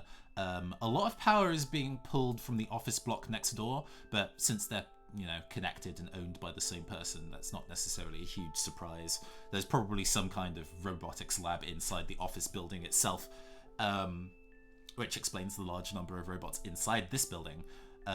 Some of the stuff is relatively difficult to turn off from here, as in it's just complicated and elaborate and wired between different buildings. But there's definitely some impact that you can cause, some havoc that you can cause in at least affecting power routing and availability for power across different parts of the grounds. I'm thinking what I want to try and do is cause a big enough problem that he's probably going to have to he'll get called told to have a look at something. So absolutely, let's start by overloading bits that I think shouldn't. That is absolutely a hack check. Okay, well, shall we go for that? Let's go get me an electric shock. Maybe. Oh, yeah. It doesn't. I don't think I want this to damage you, but it does. You do get a big spark and kind of. Damn it. Let's have a look. Just seeing if I've got anything I have to hand. Okay. I will also give you a hard choice. You can fuck with the power of either the main building or the clubhouse at the back of the field. You may choose one. Okay. I will opt for the clubhouse. Okay, absolutely. You hear, the breaker makes a noise as you power something down, but there's no particular effect near here that you can discern. But you're pretty sure you got it to do the thing it was supposed to do. Meanwhile, let's go move to Audrex. Okay, so out of character. Do we know where it's likely to be? Or... sorry if I didn't make that as clear from before. It seems. Sorry. No. I got confused by trees. There was from the kind of annotations of people who have previously used the map for kind of service work. It seems that there is like a gym and trophy room on the ground floor of the house, and the clubhouse at the back also seems to have a lot of fancy and expensive bits and pieces. Okay, and where's the field, or where? In between I the guess two. we don't. Okay, between the two, so Yeah, it's like so you one have to or cross the the other. field to get to the clubhouse at the back. Okay. Then the first thing that Audrax would have, perhaps, presuming they're still in communication with each other, she would have told Wally to, okay, cut the power to the gym now. Okay, I'll do the house then rather than Sure. the. Yeah, that's cool. So that choice even feedback. I'm happy to retcon that. That's fine. Then you get a much more close range sound as the power to the kind of like gym goes. Yep, she's going to go inside. So is anyone there? No.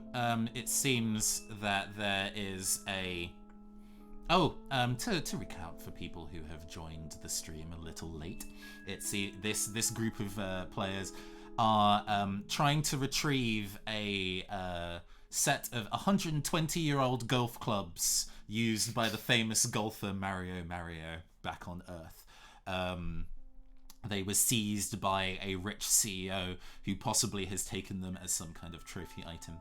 And so these guys have broken into his house under the guise of being staff to try and reobtain it. Yeah. Yes, we did make that joke. Uh-huh.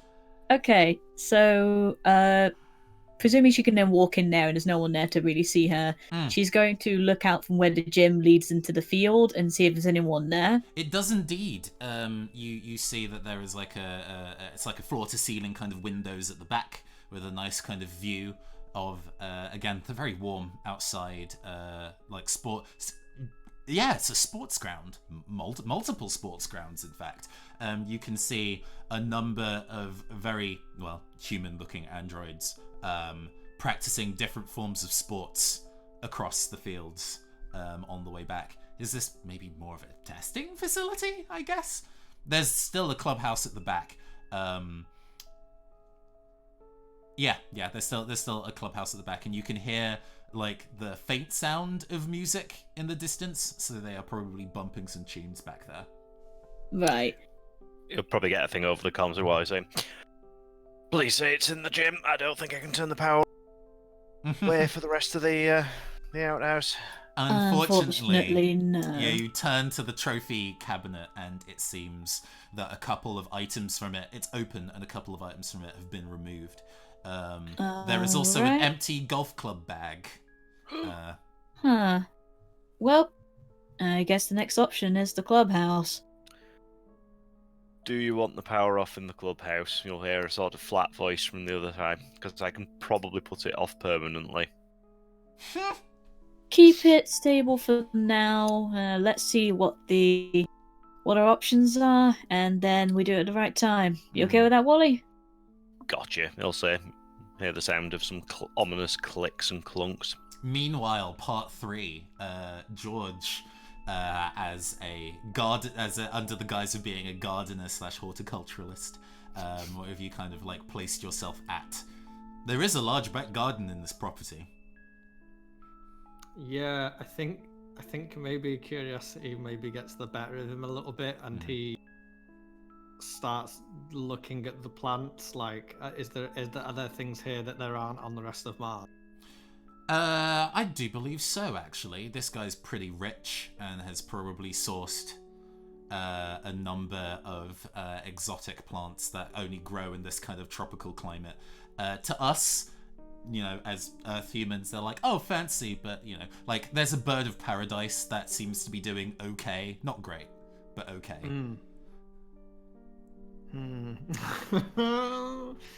Yes. So I'm in this garden, and I guess I'm not particularly sure what I'm supposed to be doing in this specific move. Bird of paradise is a type of plant, Cole, not a literal bird. It is indeed a part of. It is indeed a plant. I think maybe. Okay. I think maybe he just gets distracted and starts maybe like trying to take samples of stuff. As you take a sample, you hear in the distance a crack of like a bat hitting a baseball.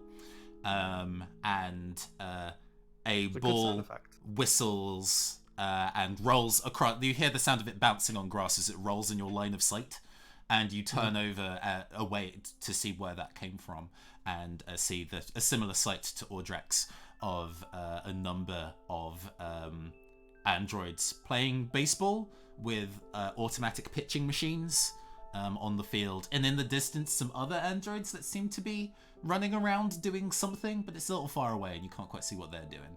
But yeah, it seems that they're... And beyond that, a clubhouse with a swimming pool. Fascinating. You have not been to a swimming pool on Xanthe yet. They seem to be private only. Good. I don't... no, not for me.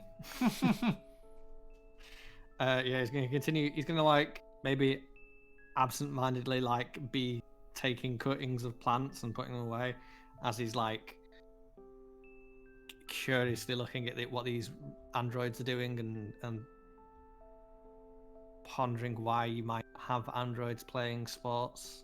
Let's see. So when you say they're androids as opposed to robots, they still have a consciousness? No, they just look human. Oh, okay, fair enough. But let's see. Is this a Bigfoot's real, but robots with souls aren't. thinking of a way to kind of to kind of move this on, because I'm also conscious of time a little bit. Sorry if it feels like I'm rushing you a little bit.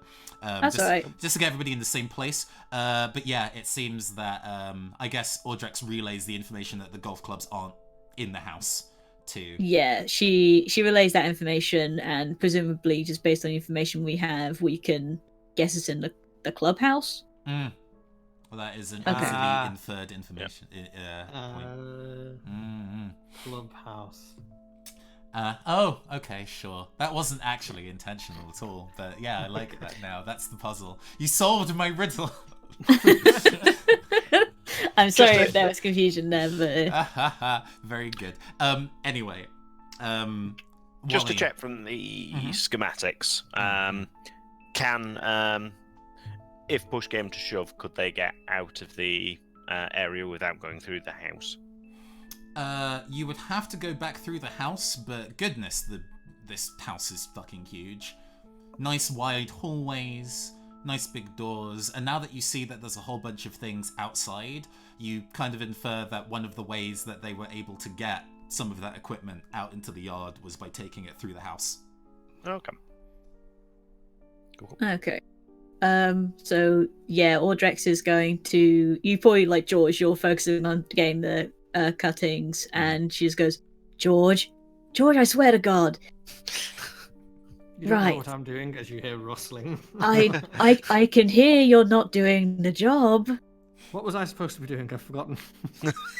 Okay, so it's not in the gym. We need to get across that field and to that clubhouse.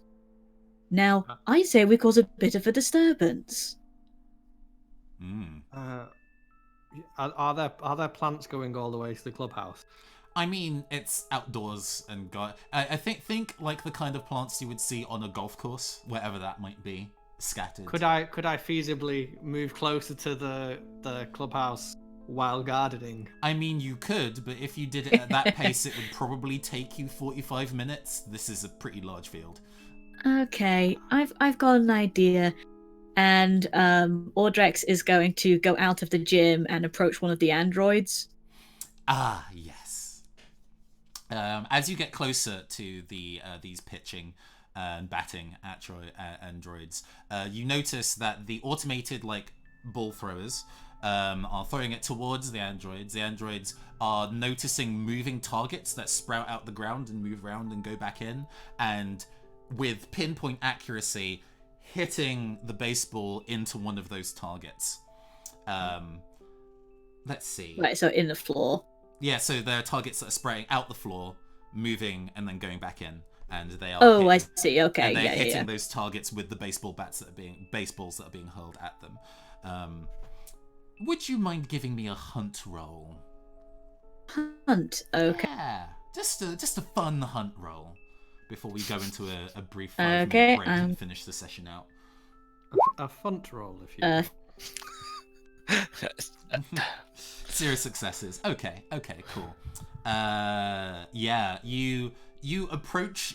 They're like they're all wearing these like bright red baseball caps, and you try to get a better look at one, and you kind of you lean in and you shuffle forward a little bit, and one of them that's closest to you actually looks up and turns to you, and with their head raised, you see that they have a whole bunch of different like camera lenses embedded as a head instead of an actual head, and you can see the aperture of one like zoom in on you as a baseball whizzes through the air. It takes a crack at it and it whizzes like an inch past your head.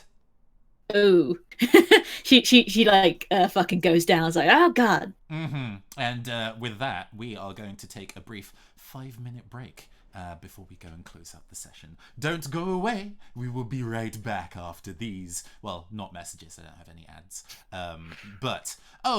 Before we go into the ad break, we can do a little bit of promo so people can kind of follow people if they would like to be followed. For those who are just tuning in and who don't know what this is the Neoncaster Twitch stream. We like to run a variety of different tabletop RPG streams on here, and play a variety of video games as though they were book clubs.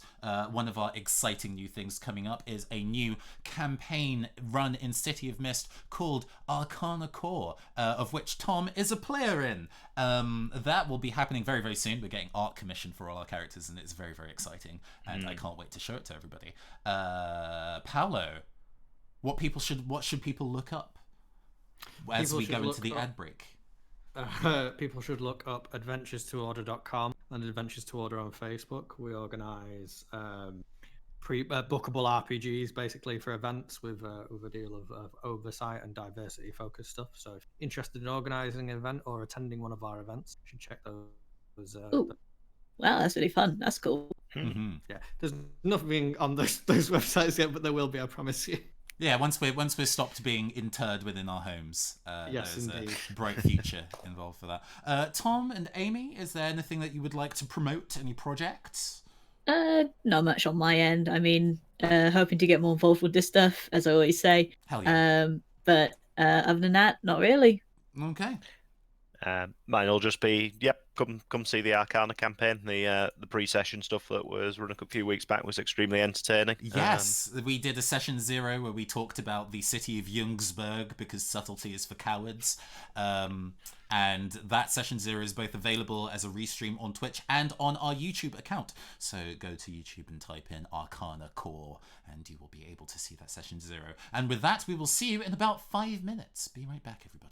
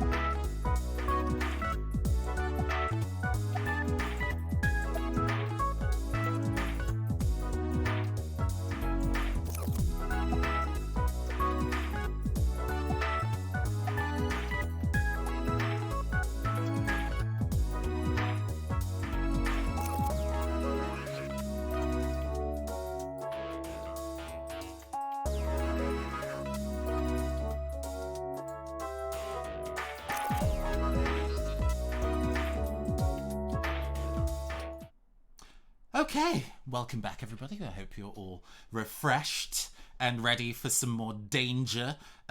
Just as we left off, Audrex was approaching one of the baseball androids out in the field. They took notice of her and took a swing, a baseball whizzing past her head. It seems that these things are tracking movement and they are ready to start causing some havoc. Hopefully there's music. Yeah, there's music. Hell yeah. Okay. So they're ready to cause some havoc. So is she. So she's going to, from her position, jump down to avoid this thing flying up. So from what I understand, there's the pitcher, the hitter, and then the target. Okay.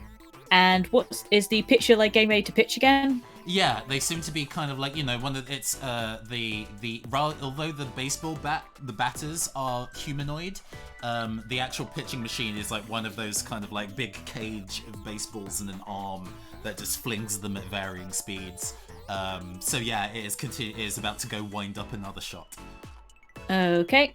How far's the clubhouse? Has it like got windows and stuff? The clubhouse is a decent distance away. Now that you're closer, it seems that there's something of like an American football pitch also. This garden's huge. So there's another sports field between you and the clubhouse once you get past the baseball field anyway. Okay. Would it be able to pitch that far? Interesting consideration, maybe. We'll see whether you can turn anybody around to make that happen. She is going to like roll along the ground, like just over, until she gets to the pitcher, and she is going to like pull him and like push, so he is aiming at the clubhouse. Cool. I think that's going to be an exert. Use some raw strength to go and move the baseball pitching machine. You could use it like a bazooka. What I'm going to do, so my do you even lift just sort of says that I can move something heavy without rolling, it seems, unless it's like a social thing, in which case I do something. Yep. So can I just spend a juice? The specific phrasing for that. Do you even lift? 1 juice. You demonstrate your astounding physique, lifting an object, moving something heavy, or a similar feat.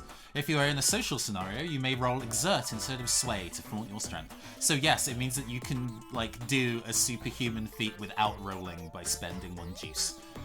Cool. I will spend 1 juice of my 2 then, and I will shift the thing so it is turning. If I have a chance as well, I'm going to replace the ball it has in its hand with the brick. Oh my god, that's amazing. Okay, yes. And yes, I'm going to aim it like a bazooka. So all of this is great, and this is a thing that's definitely going to happen. What we have started is the encounter system in this game.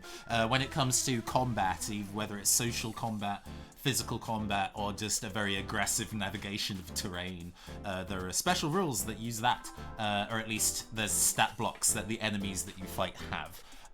So what we're going to do is that this is going to be a 2-round encounter with these baseball robots.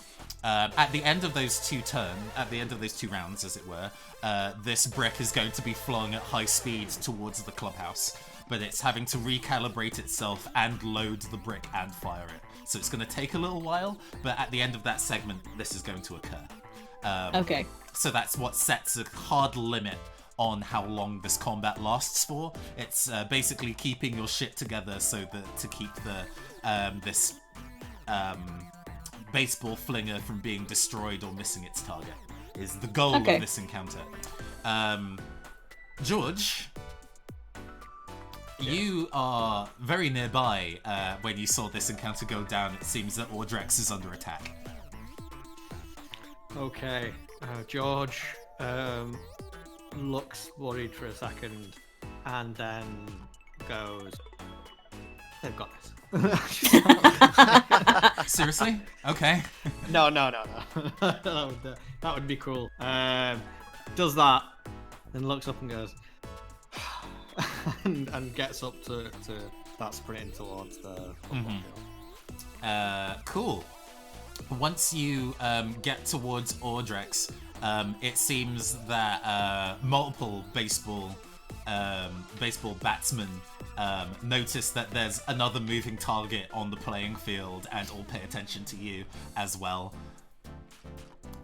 Let's see. Are you going to do a thing? So in Beyond Mars, most standard combat uses either strike or exert. Those two skills being very specifically for physically aggressing things. You can use other methods and other skills to aggress things as well, but in general, if you want to hit something at close range, it's strike, and if you want to hit something at long range, it's hunt. I am Strike or going hunt, to yes, try- I just realised that I gave a different skill, sorry. I am going to try and be a diversion, Mhm. because that's the only thing I can do. So he starts Cool. like huffing it like as fast as he can, and you see like, I don't know if this is how this works. I'm going to describe it anyway. Like a faint kind of like glow coming off the outside of him, because George is indeed bioluminescent. So he's trying to light himself up and be a moving target while the tank takes things out. That sounds good to me. I think if you're going to be sprinting, then that feels like an exert roll. Okay. But because you are using your mod in a way to augment the thing that you're trying to do, roll an extra d6. Okay. So is that just one then? If you have exert 0, then yes. Okay. 0 successes. Never mind it. Do you trip? Yeah, I think he totally biffs it. So he's like, I'm gonna do this. Gets like a brisk run up. And he starts glowing, and it's almost kind of Super Saiyan-esque at the start, so it looks really cool. And then there's just like an errant ball, and she goes straight face first into the ground. Yeah. In encounters in this game, in the same way that in Powered by the Apocalypse, when you fail a roll, then the GM gets to make a move. That will be a similar instance here. So upon you tripping over, the batsman kind of like one like makes a cool shot like pointing to you, and then goes for a big swing as a baseball is flung at you, and they make an attack roll. This is going to be the time where we get to see how defense rolls work, so that's fun. Dead. I'm a dead man. They attack with 2d6. No successes, but that's fine. So dodging in this game, I as I mentioned at the start of the session, there are 12 skills split into 3 categories of subdue, subvert, and support. And those 3 words, subdue, subvert, and support, are known as your styles. They are your approach into how to interact with the world.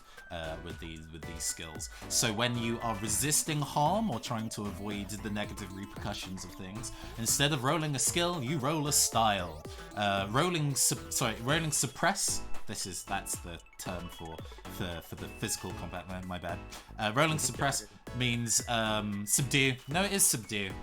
It's subdue. I'm tired. They're all words. Apologies. It's not, don't worry. I wrote the system. Yeah, I came up with these words and I've already forgot what they meant. Yes, subdue. So rolling subdue is basically physically weathering something. Rolling subvert is to try and evade or just kind of dodge around something, whether that's physically or socially. And rolling support is by using the environment or sometimes even an ally to take the hit for you.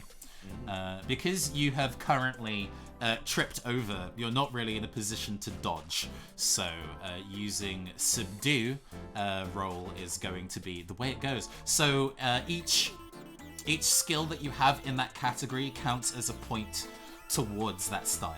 So basically add up whether you have any points in. Looking at my notes simultaneously. Subdue It's has the first point, I'm guessing. Strike, Hunt, Lead, and Exert are all skills in Subdue. So do you have any of those skills? I've got 1 in Hunt. Okay. So you roll 1 resist. So you roll 1d6 to resist. You can do it anyway. Well, yeah, you gain a point of juice. What happens? Where does this baseball land as you weather it surprisingly easily? I think because it's a 6, because it's like a crit, I guess. I think maybe like he like starts to sit up, sees it coming, and just he's not that cool a guy, and then immediately is like, oh god, oh god, like, ow, that was fast. Just like destroyed Sam. Audrex and Wally. Thank you. William. Wallace. Oh my god. It is Wallace. Yeah, you get, I imagine because speaking is a free action, you get Audrex through the thing saying, Wally, need some help out here. How bad is it? Pretty bad. Don't worry, I've got just the thing for this. Mm-hmm. On the other end of the comms, you just say Josh going, ow, ow, ow, ow, ow, ow, ow, ow, ow. Okay, so I will use I've got just the thing for this. I think that's all right. Yeah, absolutely. Reach into my toolbox and produce some canister of a volatile liquid. And I'm going to set it up in the middle of the breaker room and start walking towards the door, and produce my what was it called? Character sheet. Homemade single-shot fusion pistol. And I shall take aim and presume it can go off next round, as there's 2 rounds, and that's at least absolutely. I'll make you make a hunt roll next turn to shoot this can. The thermos of Bisto. It's real thick, so it gets on the robots. As everybody has made an action for this round, I think one of the other baseball androids goes and tries to take a pot shot at Audrex. Okay. And I get to resist this. It's 2 successes this time. So how would you like to resist it using Subdue, Support, or Subvert? I'm going to say... Let me just... I would suggest that support under this circumstance would probably be is using the environment to shelter, but the largest object you're next to right now is the baseball pitching machine, and you probably don't want that to take any damage. I'll use Subdue. Just weather it. And that's 2 dice. Yeah, basic. And that's 2 dice. And I don't believe it got anything bonus. No, I do not. Cool. 1 success. Oh, 0. Yep. I read that one. Yeah, it hits you hard in the stomach. She'll take that. I presume that's 2 wounds. That is 2 wounds of 3. Of 4. Yes, of 4, because you're tough. You have the additional. Once you max out your wounds track, you start making a wounds roll to remain conscious. This is for a scenario that I've written that is actually relatively silly. There is a reasonable risk of dying, and that's interesting to note. Just killed by baseball. But yeah, you get hit in the stomach quite hard. Round 2. Okay. You might want to have to. Do you want to try?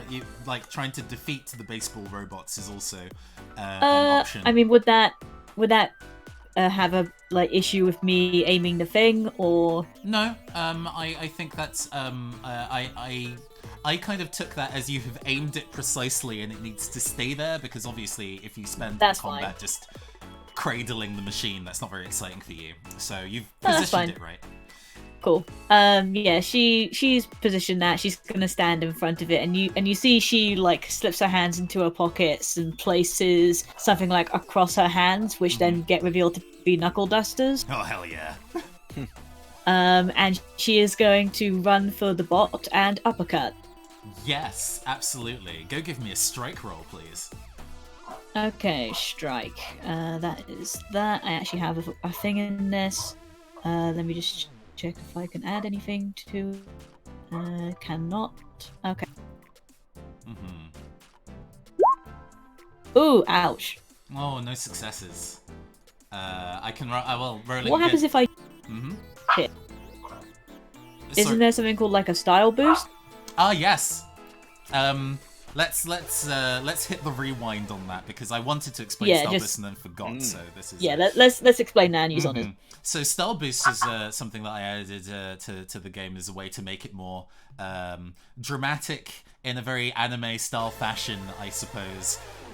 Style boosting is when you use one of your styles, your subdue, support, and subvert, and add that value to the rolls that you make, expending juice for up to 4 for the number of rolls you can make using that like addition.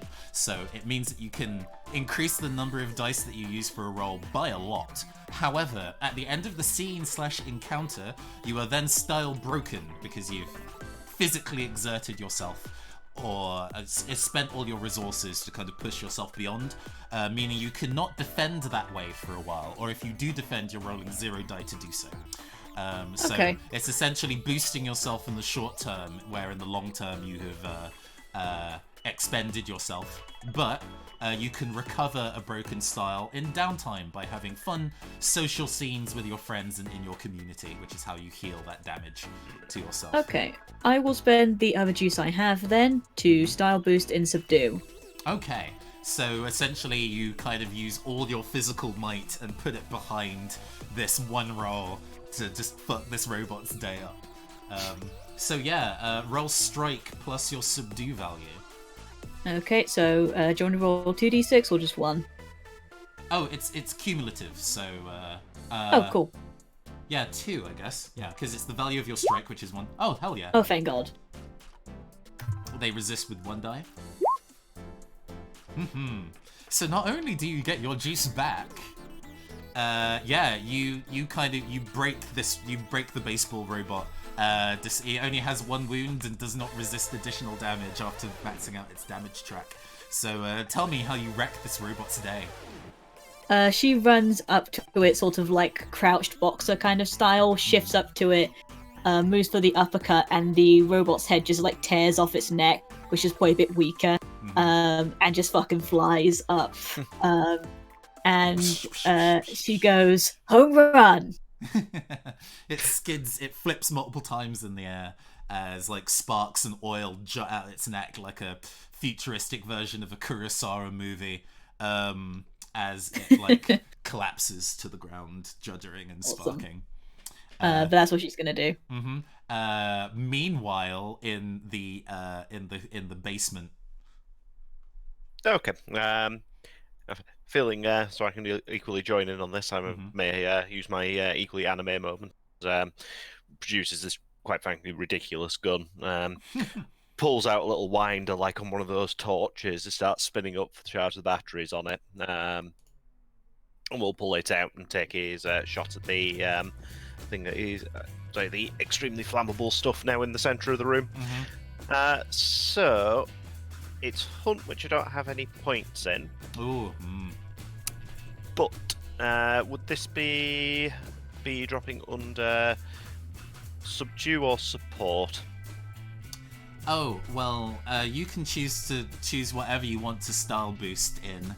But remember that upon finishing the number of rolls that you have spent, then you lose access really to, or everything in that particular style gets worse for a while until you find a way to recover it. So it's there's a trade-off for boosting your damage, boosting your dice this way. Okay. So we'll go for support then. How many skills do you have in support? I have 2. So you're adding 2d6 onto this roll. So it'll just be a flat 2d6 then. 2 successes. Absolutely. Juice. So yeah, you get your juice back, assuming you... How many juice did you spend to style boost? Just the 1. Sure. So for this roll, and then immediately after that, something about your support. So about maybe the resources that you have to hand and stuff are damaged or need repair after this, which is, you know, this impetus of your downtime. Similarly, Audrex, that uppercut, like, probably tore some ligaments. You put everything into that and you're like, oh shit, on the other side of that. But it was worth it. You destroyed the thing. So yes, with 2 successes, what do you want to happen? Because this is going to be going real good for you.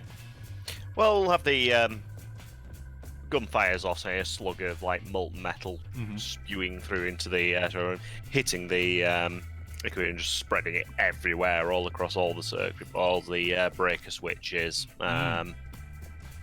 Probably setting alarms off. Oh god, yeah. But Wally's going to put it away as it dribbles crap all in his toolbox, and start paying it up the stairs as he'll, unbeknownst to him, it sends some sort of massive power surge into all the robots and things around the clubhouse. It was 2 successes, and let's have some fireworks. Yes, in fact, everybody who's currently outside notices that I don't need that to loop actually, so don't loop. Thank you. Everybody notices who's outside the like American football field that's between the baseball field and the clubhouse. All the robots in that all charge at each other, and then there's a from inside the manor, and they all spark with electricity, and with increased power and ferocity just start tearing each other apart with the kind of sudden boost to their aggression matrices or what have you, go and basically ram into each other, destroying themselves to shreds. And by the time Wally arrives back topside and joins the 2 of you, they have destroyed themselves, and the field is very quiet, mostly because the loud music that was coming out of the clubhouse has now stopped because the power's been cut. Okay. 3, 2, 1. Batter up.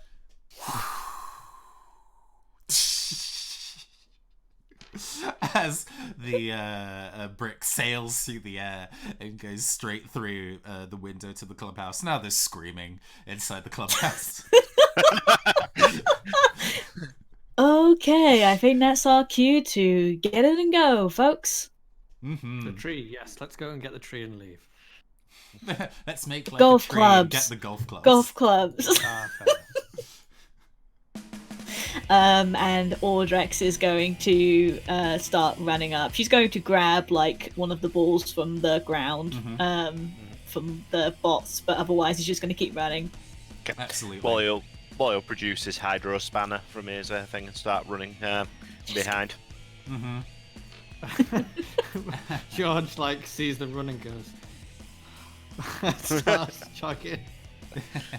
It doesn't take long, or at least the adrenaline has got you to the clubhouse quite quickly. You can hear the kind of screams of there's like a number of people that are inside there.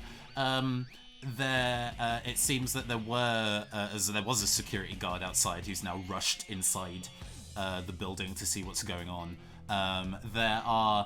There's a golf cart outside, along with another couple bulkier carts with a security decal along the side of them. Okay. I'll get us a ride. Yep. We always need a getaway driver. And she's going to go to the window that's been like, what can she see when she looks in the window? I think the brick has clonked somebody. You don't know who they are, but they are definitely bleeding on the floor while everybody's kind of gathered around them. Don't throw bricks through windows, kids. Yeah. She's Don't like, try what you "Ooh." see here at home. Somebody's calling an ambulance, and I think, well, give me a deceive roll, or you're gonna have to do something to kind of suppress your presence if you're gonna go up to the window, unless you want to be spotted immediately, which you can do. At this point, you've kind of got the upper hand. She's going to allow herself to be spotted immediately and say, "I am so sorry. There was a glitch. I'm sorry about that." A very kind of like how to put this. A a man who was definitely an athlete in their heyday, but greed and ugly actions have destroyed their bodies in a way that lack of fitness does not. Kind of rises up and is like, "You did this?" No, one of your robots did. They went haywire, and she points to like the fact she's injured. Yeah, my robots are immaculate. And he stares outside and sees that these robots have torn themselves apart on the field outside. What the fuck is going on? This is an outrage, I say. Look, I saw something go off, and I wanted to make sure everyone was okay. I think we need to evacuate you guys. Can I have come through the door and be coming up behind him with a taser? Yeah, you can. That saves this from turning into a social combat when nobody actually has any social skills. So, I do it, and I just look at, what are you doing? Come on. Yeah, go and tase him, I guess. Oh, do I roll? Sorry, what do I roll for that? Are you doing this at melee or ranged? If it's ranged, it's hunt. If it's melee, it's strike. I'll do range, then I'll get my trank gun out because I've got one in hunt. Absolutely. So I just come up, pop up behind her and go like that. Yeah. Straight in the forehead. Yeah, go make that roll. It's a success. Let's see if this person who is absolutely not seeing it coming.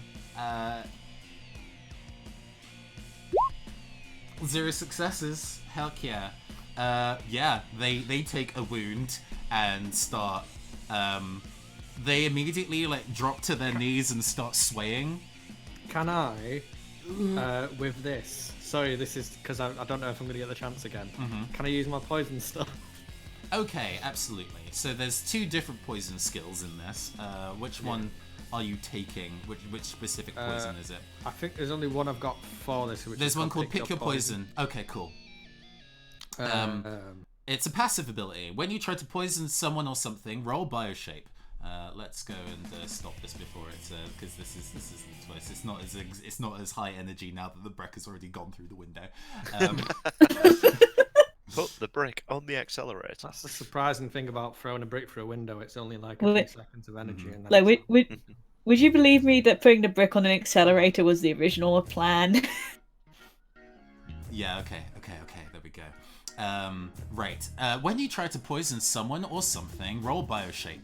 Describe what the poison does. On a hit, pick one of these options. On two or more hits, pick 2. The options being the symptoms aren't messy, the effects are instant, and there is no easy cure.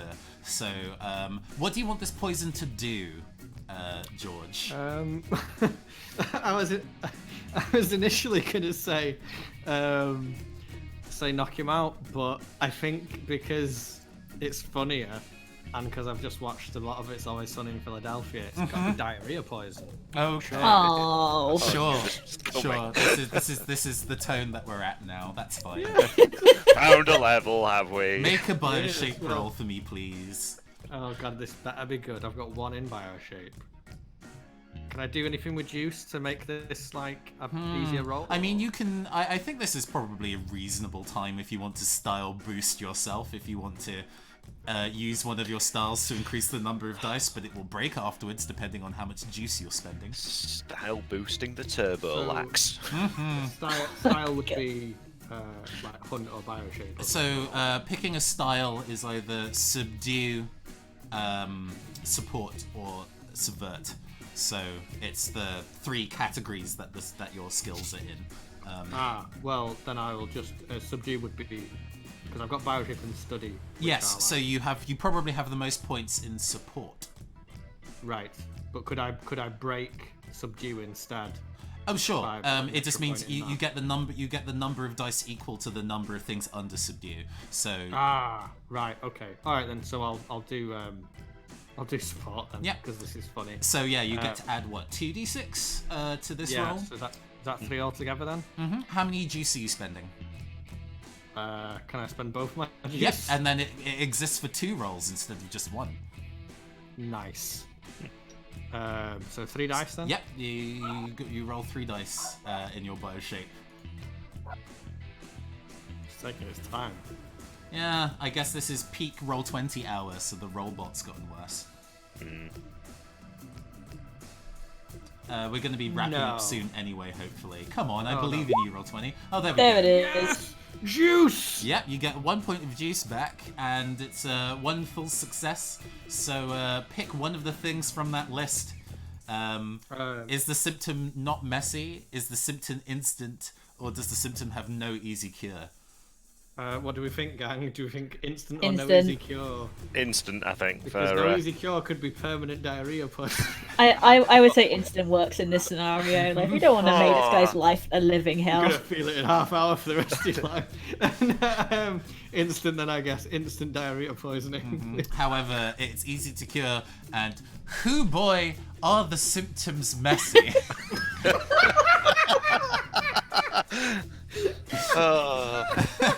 Audrex is just like genuinely disappointed. I kind of don't want to explain the scene Please that occurs. no. So I think Use your imagination. He's Yeah. not lying, and I just pop up behind her shoulder and go.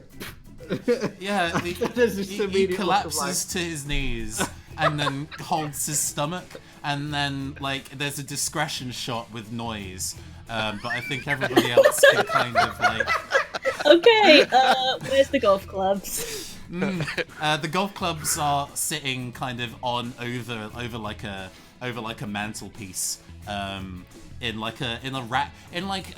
somebody who's like, oh yes, I have bought these replica katanas and I've put like a Like kept the stand and a rack to kind of put thing. them on. Yeah, he's put them in like a rack above the mantelpiece in this clubhouse. Okay, cool. There are like She's just gonna rip that off. 4 or 5 Sorry- rich sorry people to- freaking out in this club room right now. Sorry to beat a dead horse. Or a horse with diarrhea. You know how you said it lasts for 2 rolls? Because if you can I shoot him again? Why? Oh my god, no.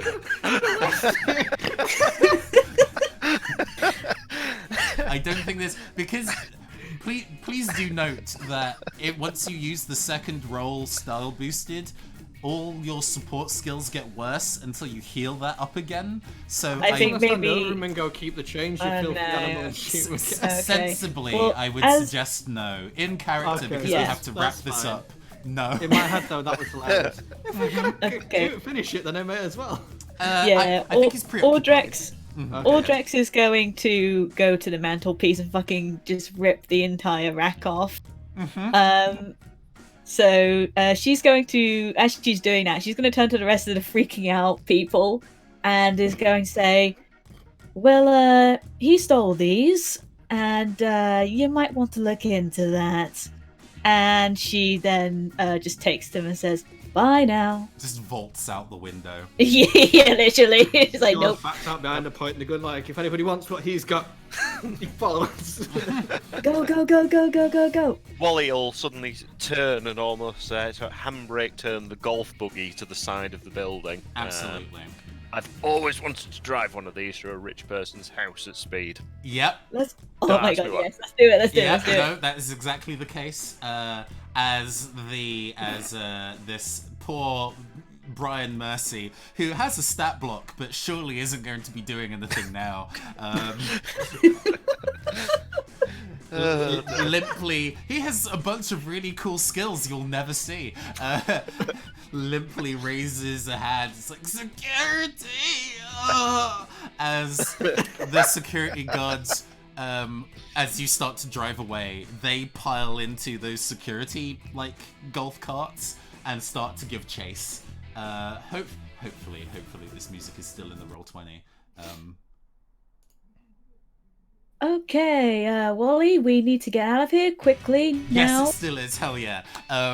So yes, this is another encounter. It's another timed one.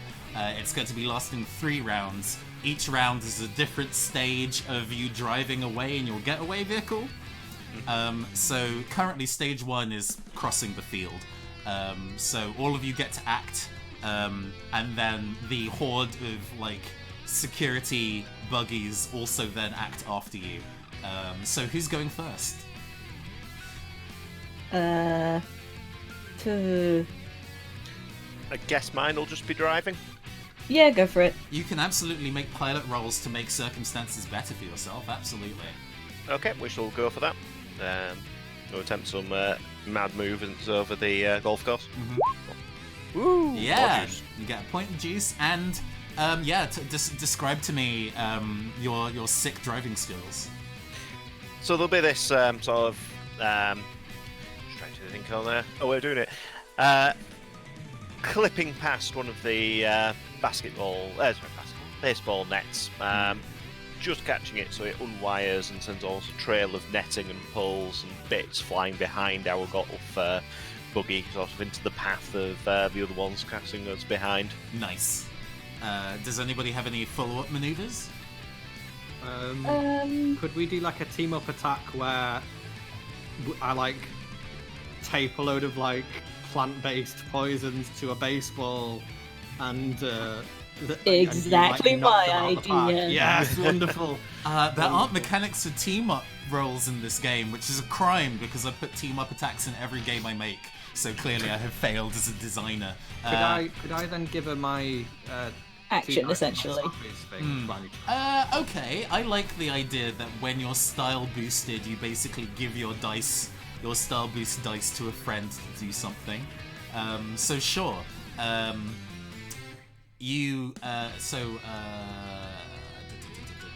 Audrex, you gain what, 2d6 on this thing that you're going to do. So what attack are you trying to go make happen? I'm going to take the baseball that I grabbed on the way, and I'm just going to lob it at the guy who's driving the cart.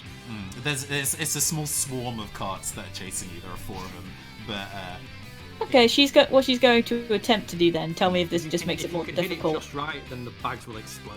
And there'll be dust everywhere, and they'll all be poisoned. Yeah, I was basically probably going to throw it in such a way that the cart like skids, and essentially like the other carts at least slow down. Make it worse for the rest of them. Crash. Absolutely. Cool. Yeah. So yeah, go if you're throwing it at a distance. That is a hunt for ranged attacks, unless you have a different thing you want to pitch me. Badimcha. I'll keep with hunt for that one. Okay. So I'm rolling 2d6. 2 successes. Yeah. They are going to try and defend because this is an attack maneuver that is occurring. Did you have that one is- already? Or? That is the 2d6. Oh, right, fair enough. They try and defend. They would normally roll 2d6, but there's a bunch of nets in the way. They have to dodge. They fail. I guess it clocks the first driver in the face, and then like powder that's strapped to the baseball explodes in a. It was also instant diarrhea poison. Oh, for God's sake. So no, I'm going to veto that. Choose something else. Choose a more interesting. Knockout then. It's fine. I just saw that It's knockout gas. Okay, good. It's a good time. Knockout poison. So they take 2 wounds because they failed, and two of the cars essentially spin out. This particular threat has a specific art called Swarm, meaning that its wounds are also tied to its attack value and the number of objects in the scene. So you manage to take off 2 golf carts with this attack as the drivers fall asleep at the wheel and just kind of skid into piles of destroyed robots. The camera turns away and we're told that they fall asleep, but we all know what's happened. Oh my god. Under this circumstance, the other drivers are a bit wary as we move to inside the house Nice. and make a morale roll. Under circumstances where they feel that it might not be in their best situation to keep fighting, NPCs can make a morale roll. If they fail the roll entirely, they give up. So we'll see. They have a 3d6 for morale. 2 successes and I gain a juice. In yeah, Okay. they are doggedly still after you as one of the cars tries to ram yours with 2d6.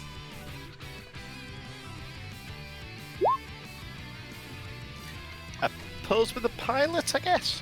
Yeah, that makes sense to me.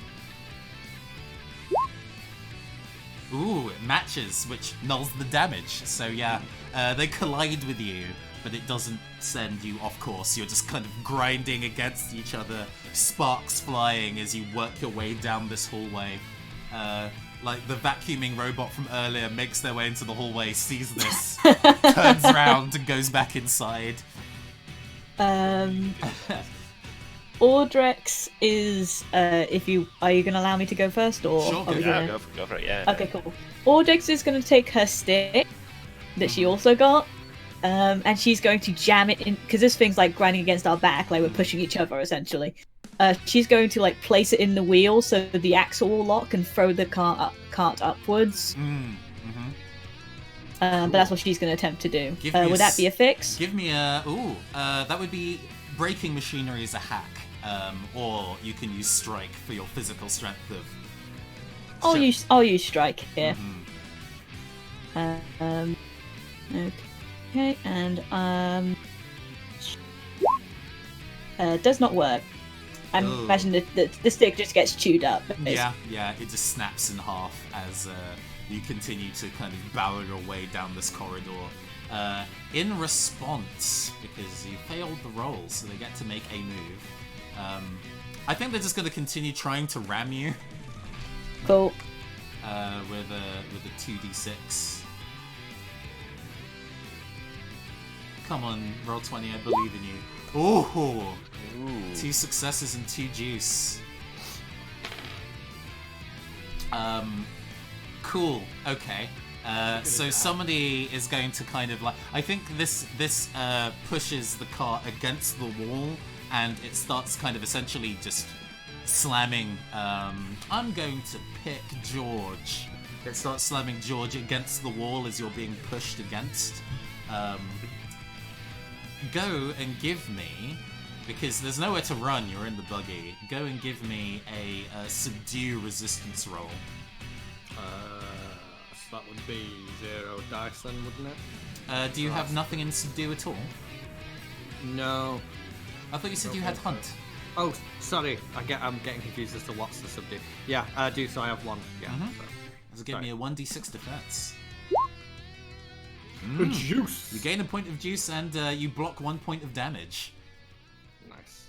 How much damage do I take then? You take 1 point. You take 1 wound of your track of 3. Just before you reach the door to exit into the street, there is a cutaway back to the clubhouse as Brian Mercy struggles to their feet and pulls out a smartphone. They're not going to escape. And I spend 2 juice for one of his arts, shifting scenery. Brian Mercy can activate features on his grounds to block exits and create trig points. Choose a style, players cannot defend using that style this turn. And shutters start coming down across doors in the hallway, entirely blind. He can't see you, so he's just guessing where you guys might be trying to escape. Can I make a suggestion opposed to that? Can we say that the tree gets up and moves in the way? What? What? The tree gets on legs. I mean, so here's the question actually, because I do actually genuinely have an idea. Where's the tree in relation to the corridor? The palm tree that I mentioned is outside the building. It was in the street when I mentioned that there were palm trees outside. Okay, fair enough. To be fair, you're going to be in the street next turn, so... That's fine. Cool. Yeah, so the things start closing. Audrex turns around and says, "Go faster!" Yeah, go for it, Wally. What do you want to do? Is now the time to pull out a gadget of some kind to make sure that you can get what you need to do? No, I've already done that. I've only got none of my thingy abilities actually help. So what I will do, however, obviously you need to get a bit of speed, and the problem is this other cart locked next to us. I'm going to spend a point of juice to use the I've got the term for it now. Cool. I forgot what was it called again. Sorry, Nathan. The when you're burning juice to effectively gain bonus on rolls. Oh right, style boosting. So Style are boosting, you going to boost a different style to get another bonuses to your rolls? Yeah. Okay. So I'm going to be be boosting my pilot skill by effectively style boosting using the one that Strike drops under, which subdued. So in an attempt to fend off, well, in fact, we'll try and rope into the fact he's got his higher pain threshold as well. He'll take out his trusty Hydro Spanner, and at a point that we're reaching a corner, we'll slam it out, dragging it into the wall in an attempt to almost fling us into a different direction and put us through one of the windows at the front of the property. Yes! Sick as hell. Give me a pilot. Okay, so that'll be 2 dice. Hey, successes. 2 successes. Yeah, man. There's a shot. Hold on. Let's see if there's a. It cuts to the street outside. What music was I using for the thing outside? I think it was. Sorry. Oh no, I've lost it. How do I even do things? This. Yeah, it cuts to the street outside. And meanwhile, people are kind of milling about their kind of like daily jobs. There is a somebody pulls up in a really fancy sports car. They've got this dude with super greasy slicked back hair, with a babe who is like bored looking. She's texting on her phone, and he's like, "Hey babe, look at the kind of place I'm living at these days. Yeah, stick with me and I can show you all the finer things in life." What? What's that? You hear like the boss music in the back. As this golf cart bursts through the glass of the manor next door, lands on the bonnet of this car, burns out its wheels on the hood, and just kind of starts peeling down the street. Following, the front door of the manor bursts open as 2 other like security vehicles burst into the street, slamming into the side of the sports car. The paintwork's fucked.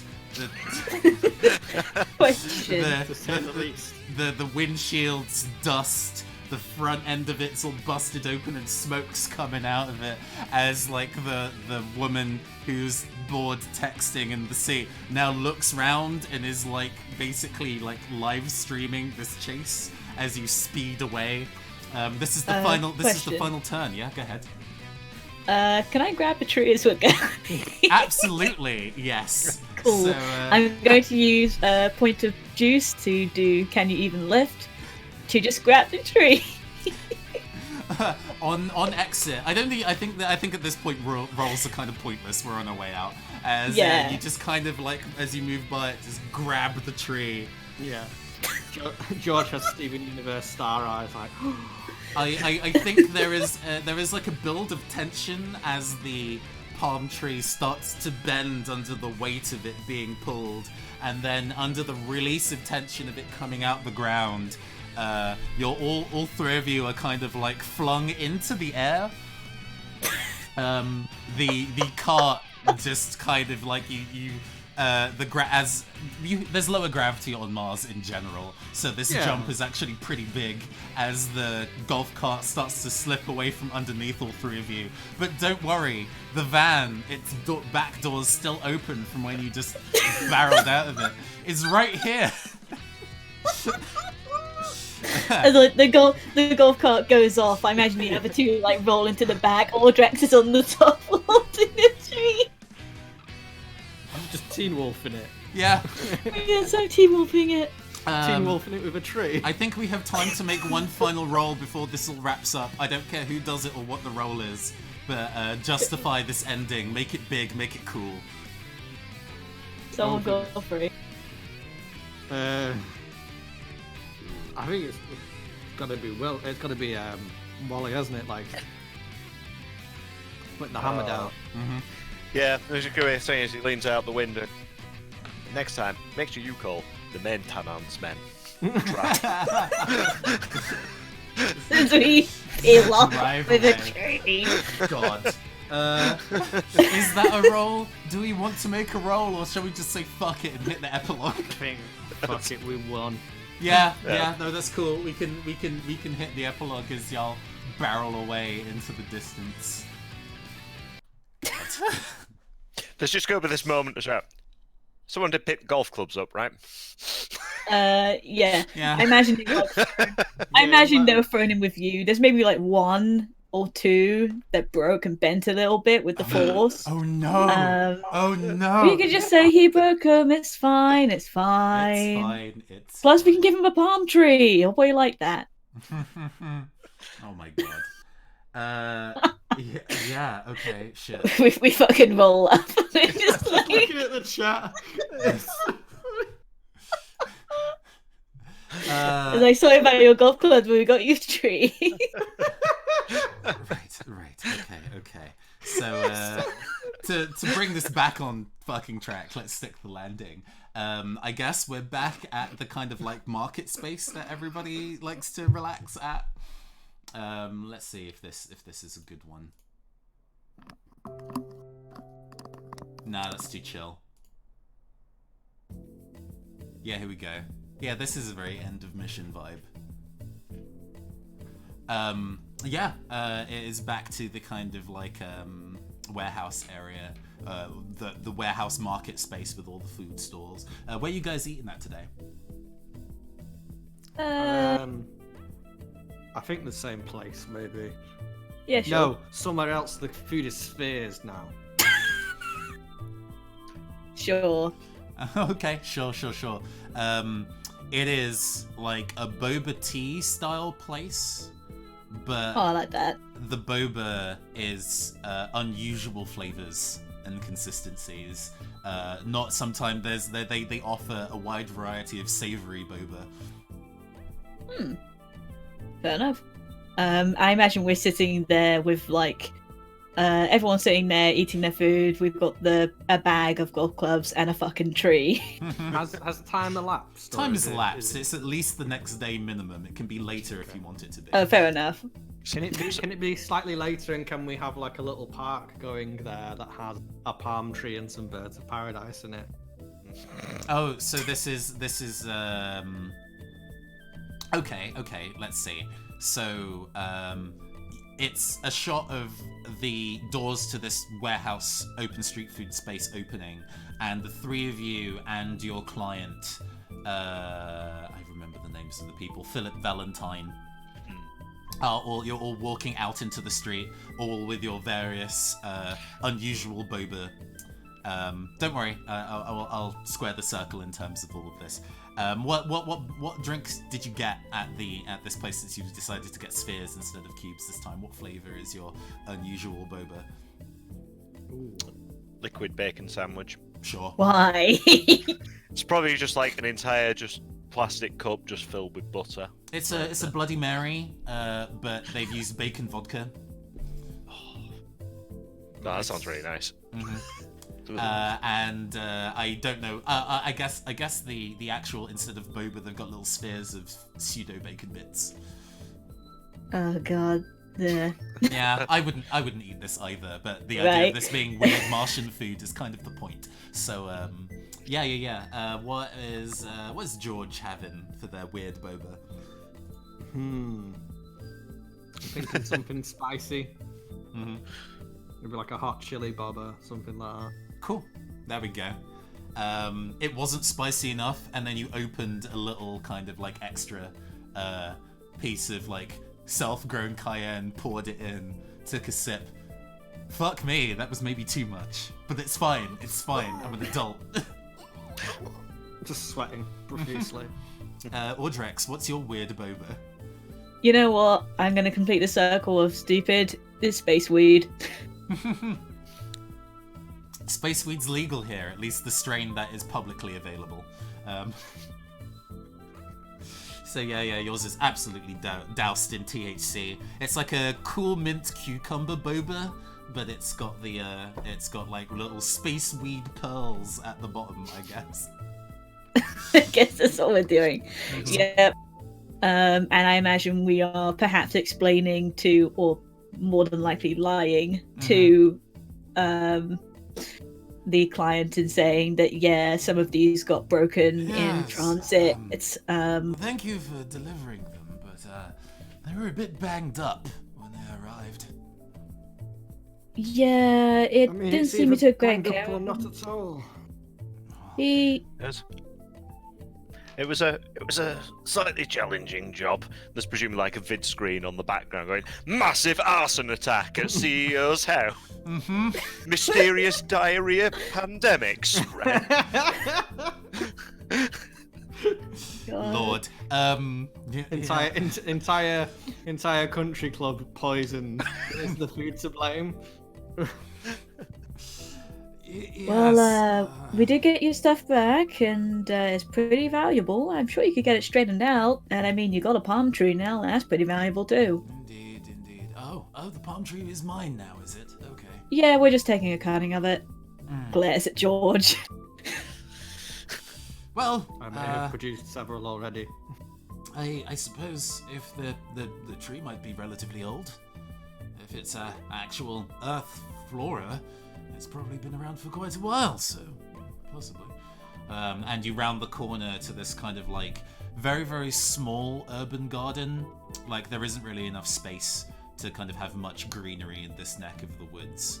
But there's like a doing relatively okay bird of paradise next to a small climate control dome that's keeping it alive in the middle of this in this kind of garden area that George presumably set up off camera. Cool. And Going back to the community. No, it's genuinely a little piece of colourful joy that people wouldn't have really been able to get in this kind of neck of the woods. As I say, green space is so narrow, so hard to find these days. Right. All right. So yeah, we take our money and we go. Well, I'm dumb and missed something in terms of taking the job, which is the thing that happens at the start of the session that I forgot to do. But we can still seal the deal.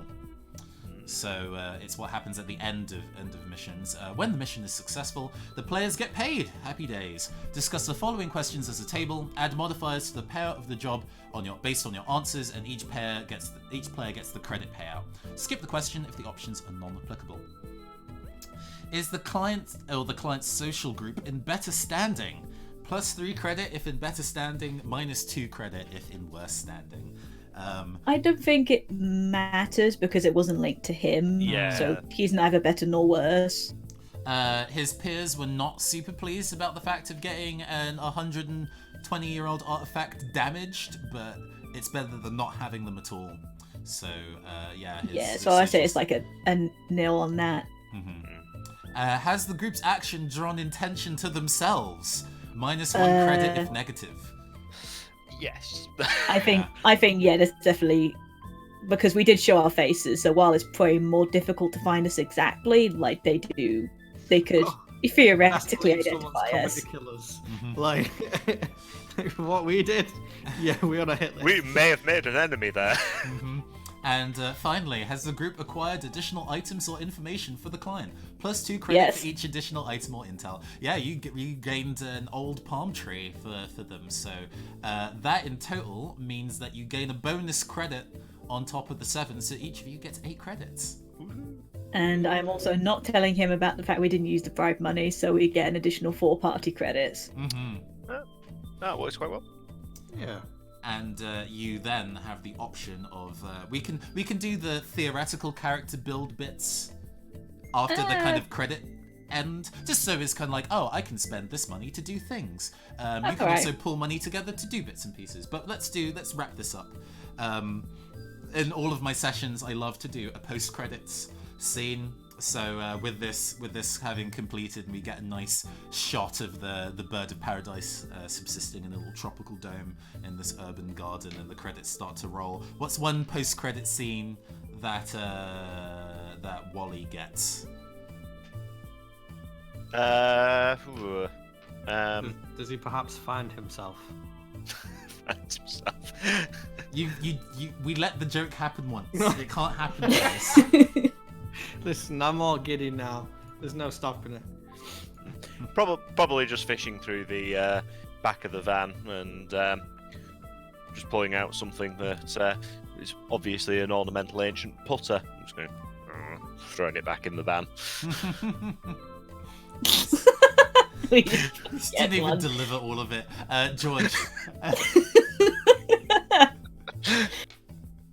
Awesome. I think George maybe has got his little bobber, taking it back to his flat, and then you see him walk inside, and there's a lot of like little biospheres around him, loads of little pots and stuff like that, and they're full of like saplings of palm trees and little proto birds of paradise, along with some other spice and stuff like that. He just looks around. Yeah. Nice. Oh my god. I think Audrex does a bit of future contact working kind of stuff. Because I imagine Ashley, like the girl we met, probably got fired for the fact that she let us in, technically. She's going to find her, and she is going to essentially, I imagine there's the equivalent of a workshop cafe, kind of, space people can meet. And she will slip her some of her money, actually. And I imagine this might be part of a build thing that we're going to go through. But she's going to say, I'll cut you in a bit if you, get a job somewhere else, and we'll see where that leads. If this was the full game, there might be a scene between you and Ashley Anderson that would let you... I forget, did you break support? No, I broke Subdue. Subdue, right. So there would be, like, for example, scenes where you'd be patched up by a doctor or whatever to kind of... So if this had a second session after this, in the downtime phase, where there's lots of subsequent scenes where you meet up in various places around the city and have a moment together, and on the other side of that you heal, and your style breaks are also healed. So cool. Ashley Anderson might be involved in one in the future, in a hypothetical future scenario that isn't happening. Yeah. So how does character building work? So that would also happen in downtime. There is an EXP chart in the rules where leveling up costs a number of credits that increases in value as you go. To level up to level 2 costs 4 credits, then 9, then 16, then 25, and then you're maxed out. To level up is to either gain an additional point in a skill or to learn a new art. Okay. So the game's very hyper specialist in a way, because you don't gain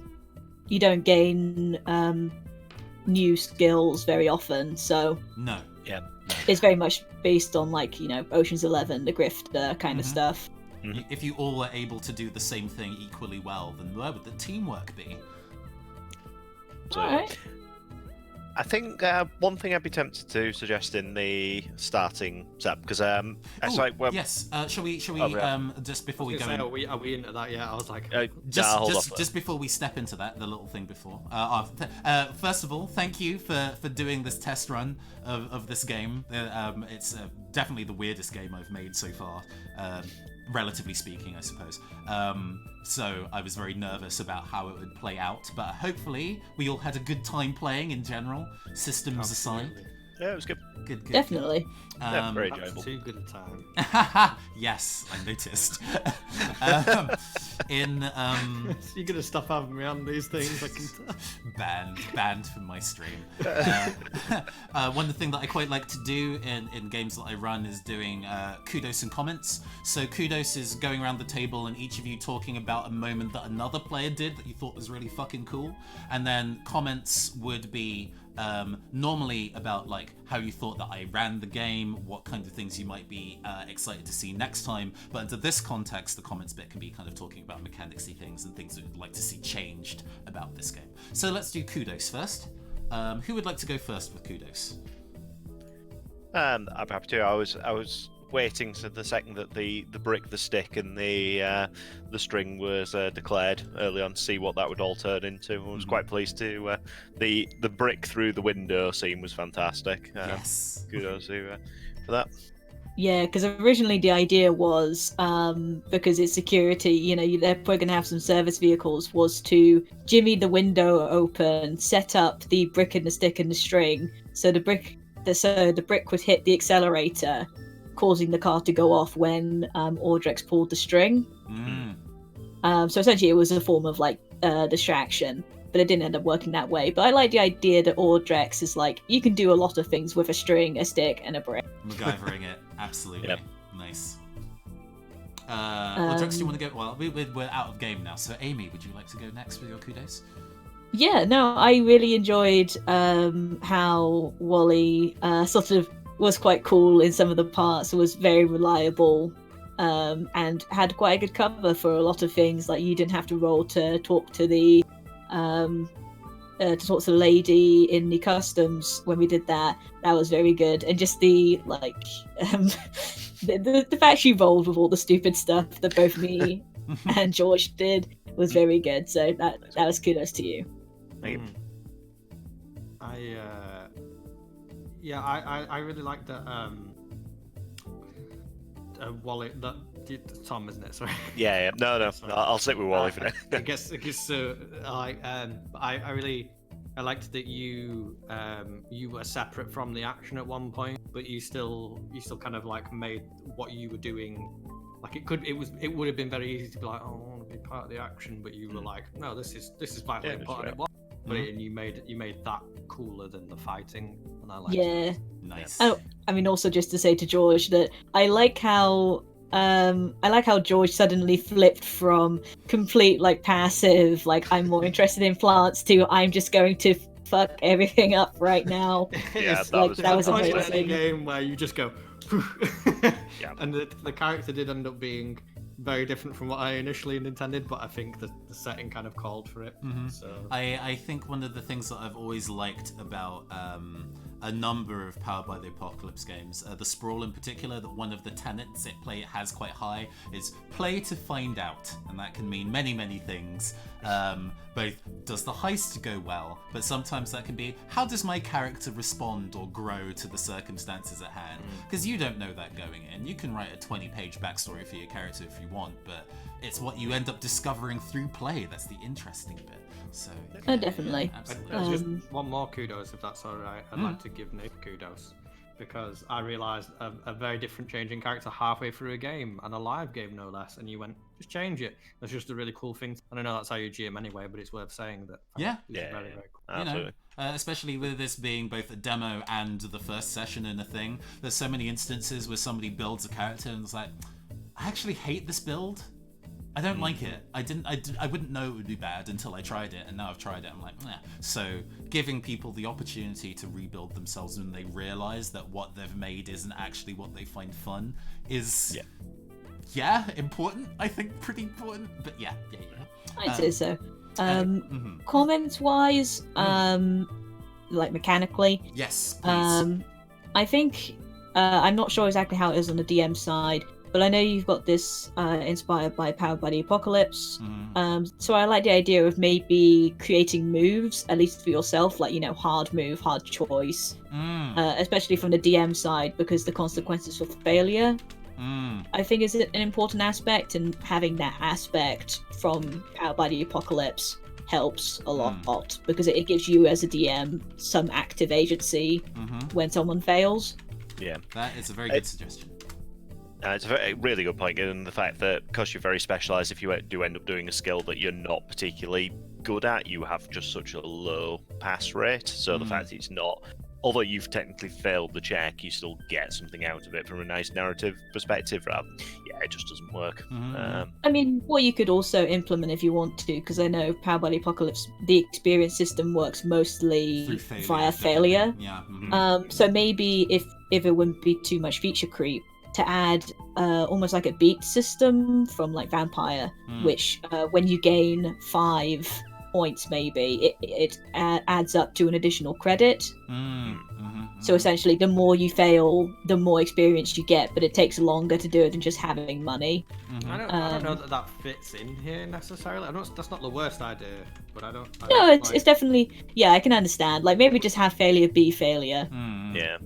One of the things we're trying to explore with the idea of credits is what you spend them on. In a larger long-form game, you then have both the mechanical and narrative decision as to whether you're spending them on yourself, on getting all the bits and pieces that you need to actually escape Xanthe, or whether you spend it on the community and decide to stay, is one of the things that kind of goes in. So every time you all collectively earn money, you then get to decide between yourselves, are you splitting that evenly? Are you giving it to the person who needs it most? Are you all pulling it together so you can buy a getaway vehicle? And those kind of like discussions that happen in the downtime outside of the gigs.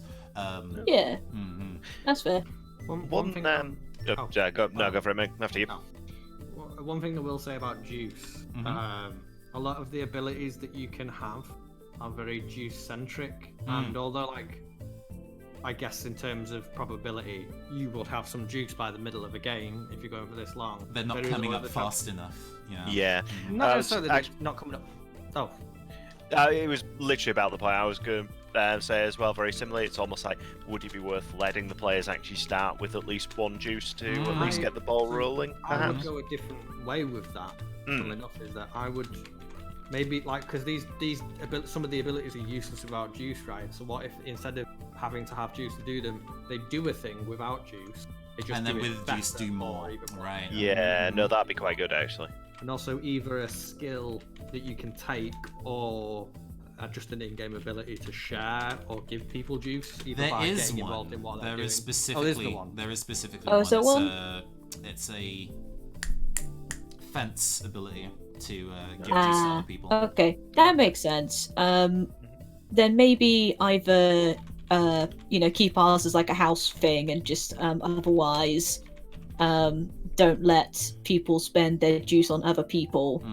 Or maybe give the fence a slightly more powerful version of that ability and allow essentially a help action to take place. Yeah, I think through play I realised that there isn't anything, that there's no active like teamwork ability in this game, which genuinely is very against type and how I've designed my games. So well, also it seems against type for what you're like. This is a heist game; it's all to do with teams. No. So finding maybe a teamwork thing that maybe uses juice in it or some other way of being able to do teamworky things. Yeah, I would say in terms of juice, I like the idea that the first session you don't start with any because you're sort of going in dry to a certain extent.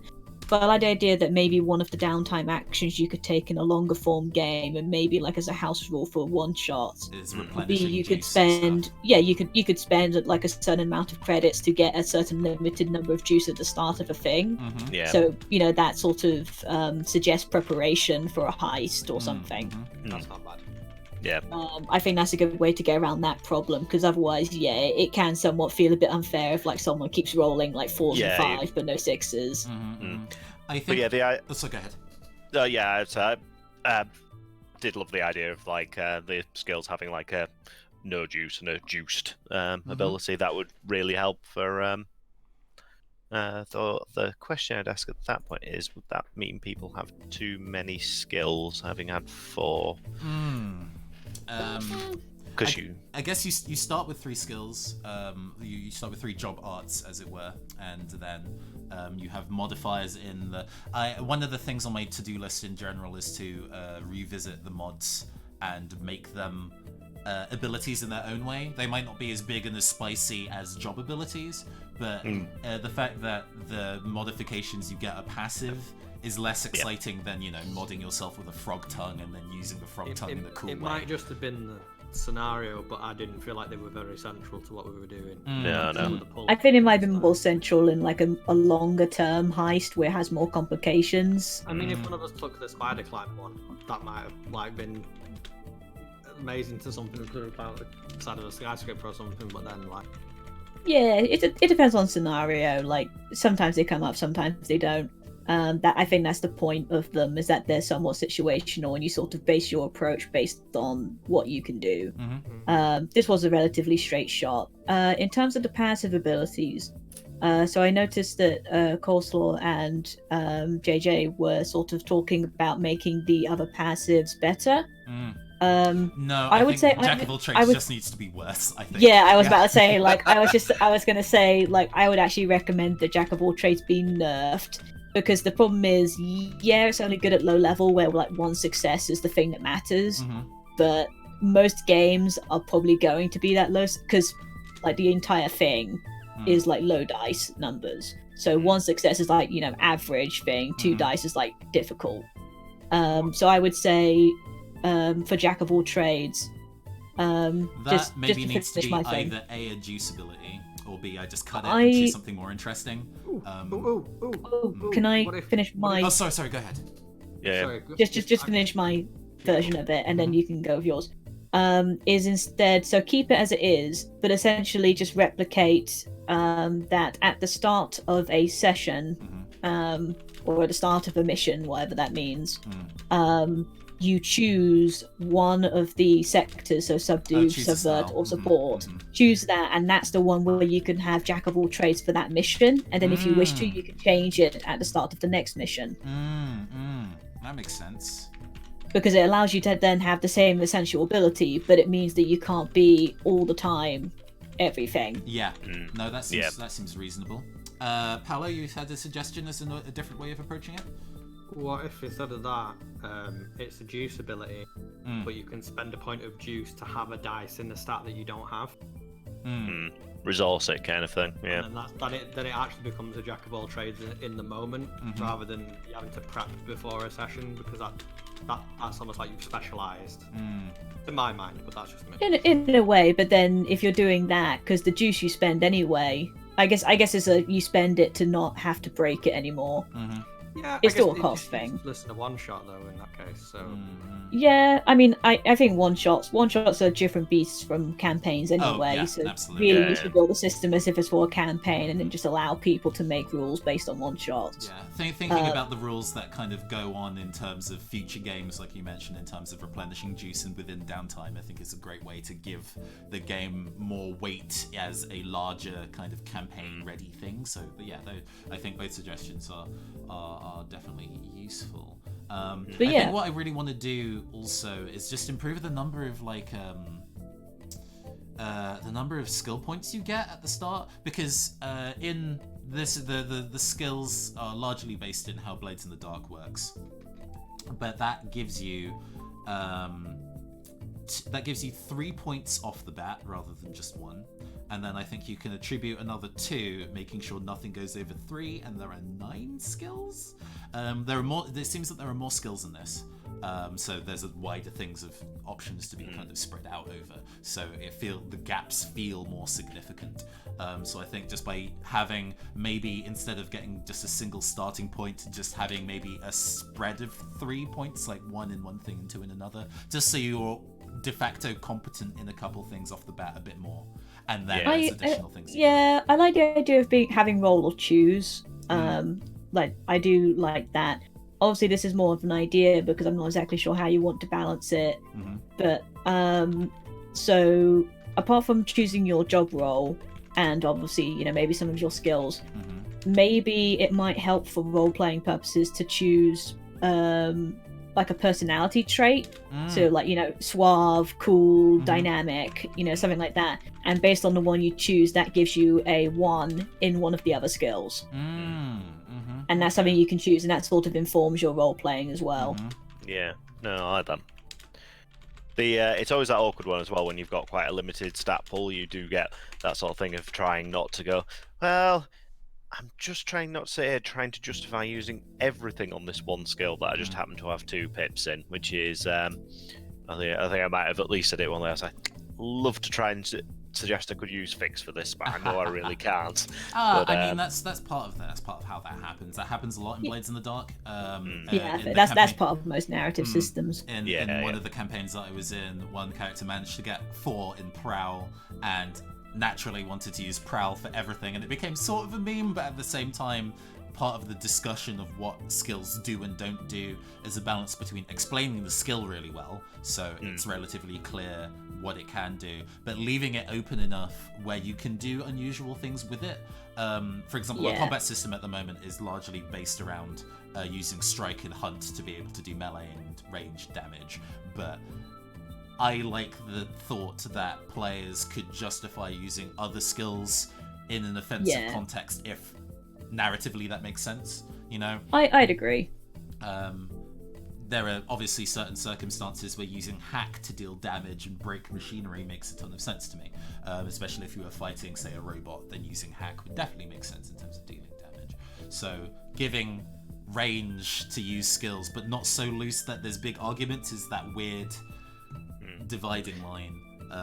I wouldn't have any more skills in this game than 12, though. 12 is definitely the upper limit. Oh no, yeah, I think 12 is a good number. I mean, also you can sort of just rely on the, double meanings of words to a certain extent. Yeah. So, like fix can mean not only to actually physically fix an object, but to something. And, hack can not only just mean to hack a computer console, but also to like hack away with something. So it's really up to, I think, like most narrative systems, it's up to DM and players to sort of negotiate that. And just, like, I imagine having a standard, it is strike or it is hunt is a fine suggestion to make, but a DM and player will negotiate that. Yeah. I missed my opportunity to use fix to neuter dogs.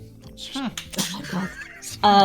But yeah, that was good. I very much, look forward to seeing this in its more final format and see how you guys do. Yeah. I need to let me go and see if I can double check real quick the kind of like dates of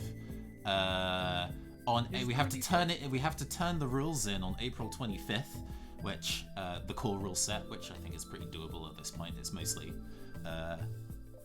fixes rather than having to make anything from scratch, and then there will be another separate thing up until May 11th where I get to put it in a really shiny PDF that I will probably make available for free on my itch.io, so at least there's a way that people can kind of get hold of it in perpetuity.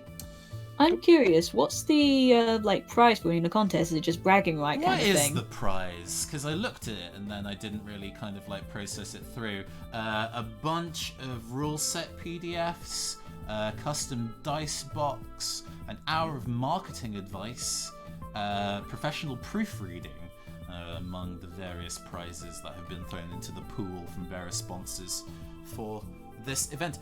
This is Codeco 2020, to repeat at the end of this. You can go and find out more about Codeco at contest.beatenpath.nl to find out more about it.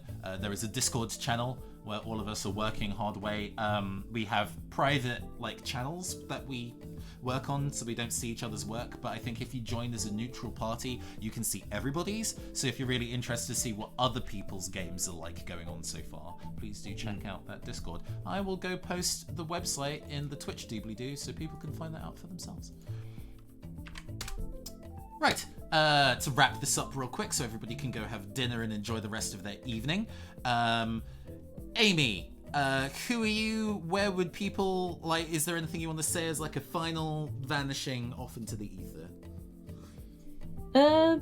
I hope everyone enjoyed this, and so hope to see you again soon. Tom, who you be? As I just, I have pleasure playing with both of you for the first time as players, and thank you very much, Nathan, for running. It was a great afternoon. Paolo, what's good? I'm sorry for making a man shit himself. Wouldn't have had it any other way. Oh boy, yes, indeed. And I am once again your androgynous android game show host, Nathan Blades. This is the Neon Caster Twitch network, where we do a variety of tabletop and video game streams, usually based around queerness, creativity, and cyberpunk. Please watch this space for future streams coming up, including Disco Elysium, Valhalla Cyberpunk Bartending Simulator, and the Session 1 of the City of Mist campaign Arcana Core. All of that is available on here, but you can also find out more at Phantom Arts Ent, which is down there. that URL there. You can also support us on Patreon so we can continue to make cool stuff and pay commissioners for cool artwork that is in our streams. And with that, I will see you all next time. Goodbye. Bye. Bye.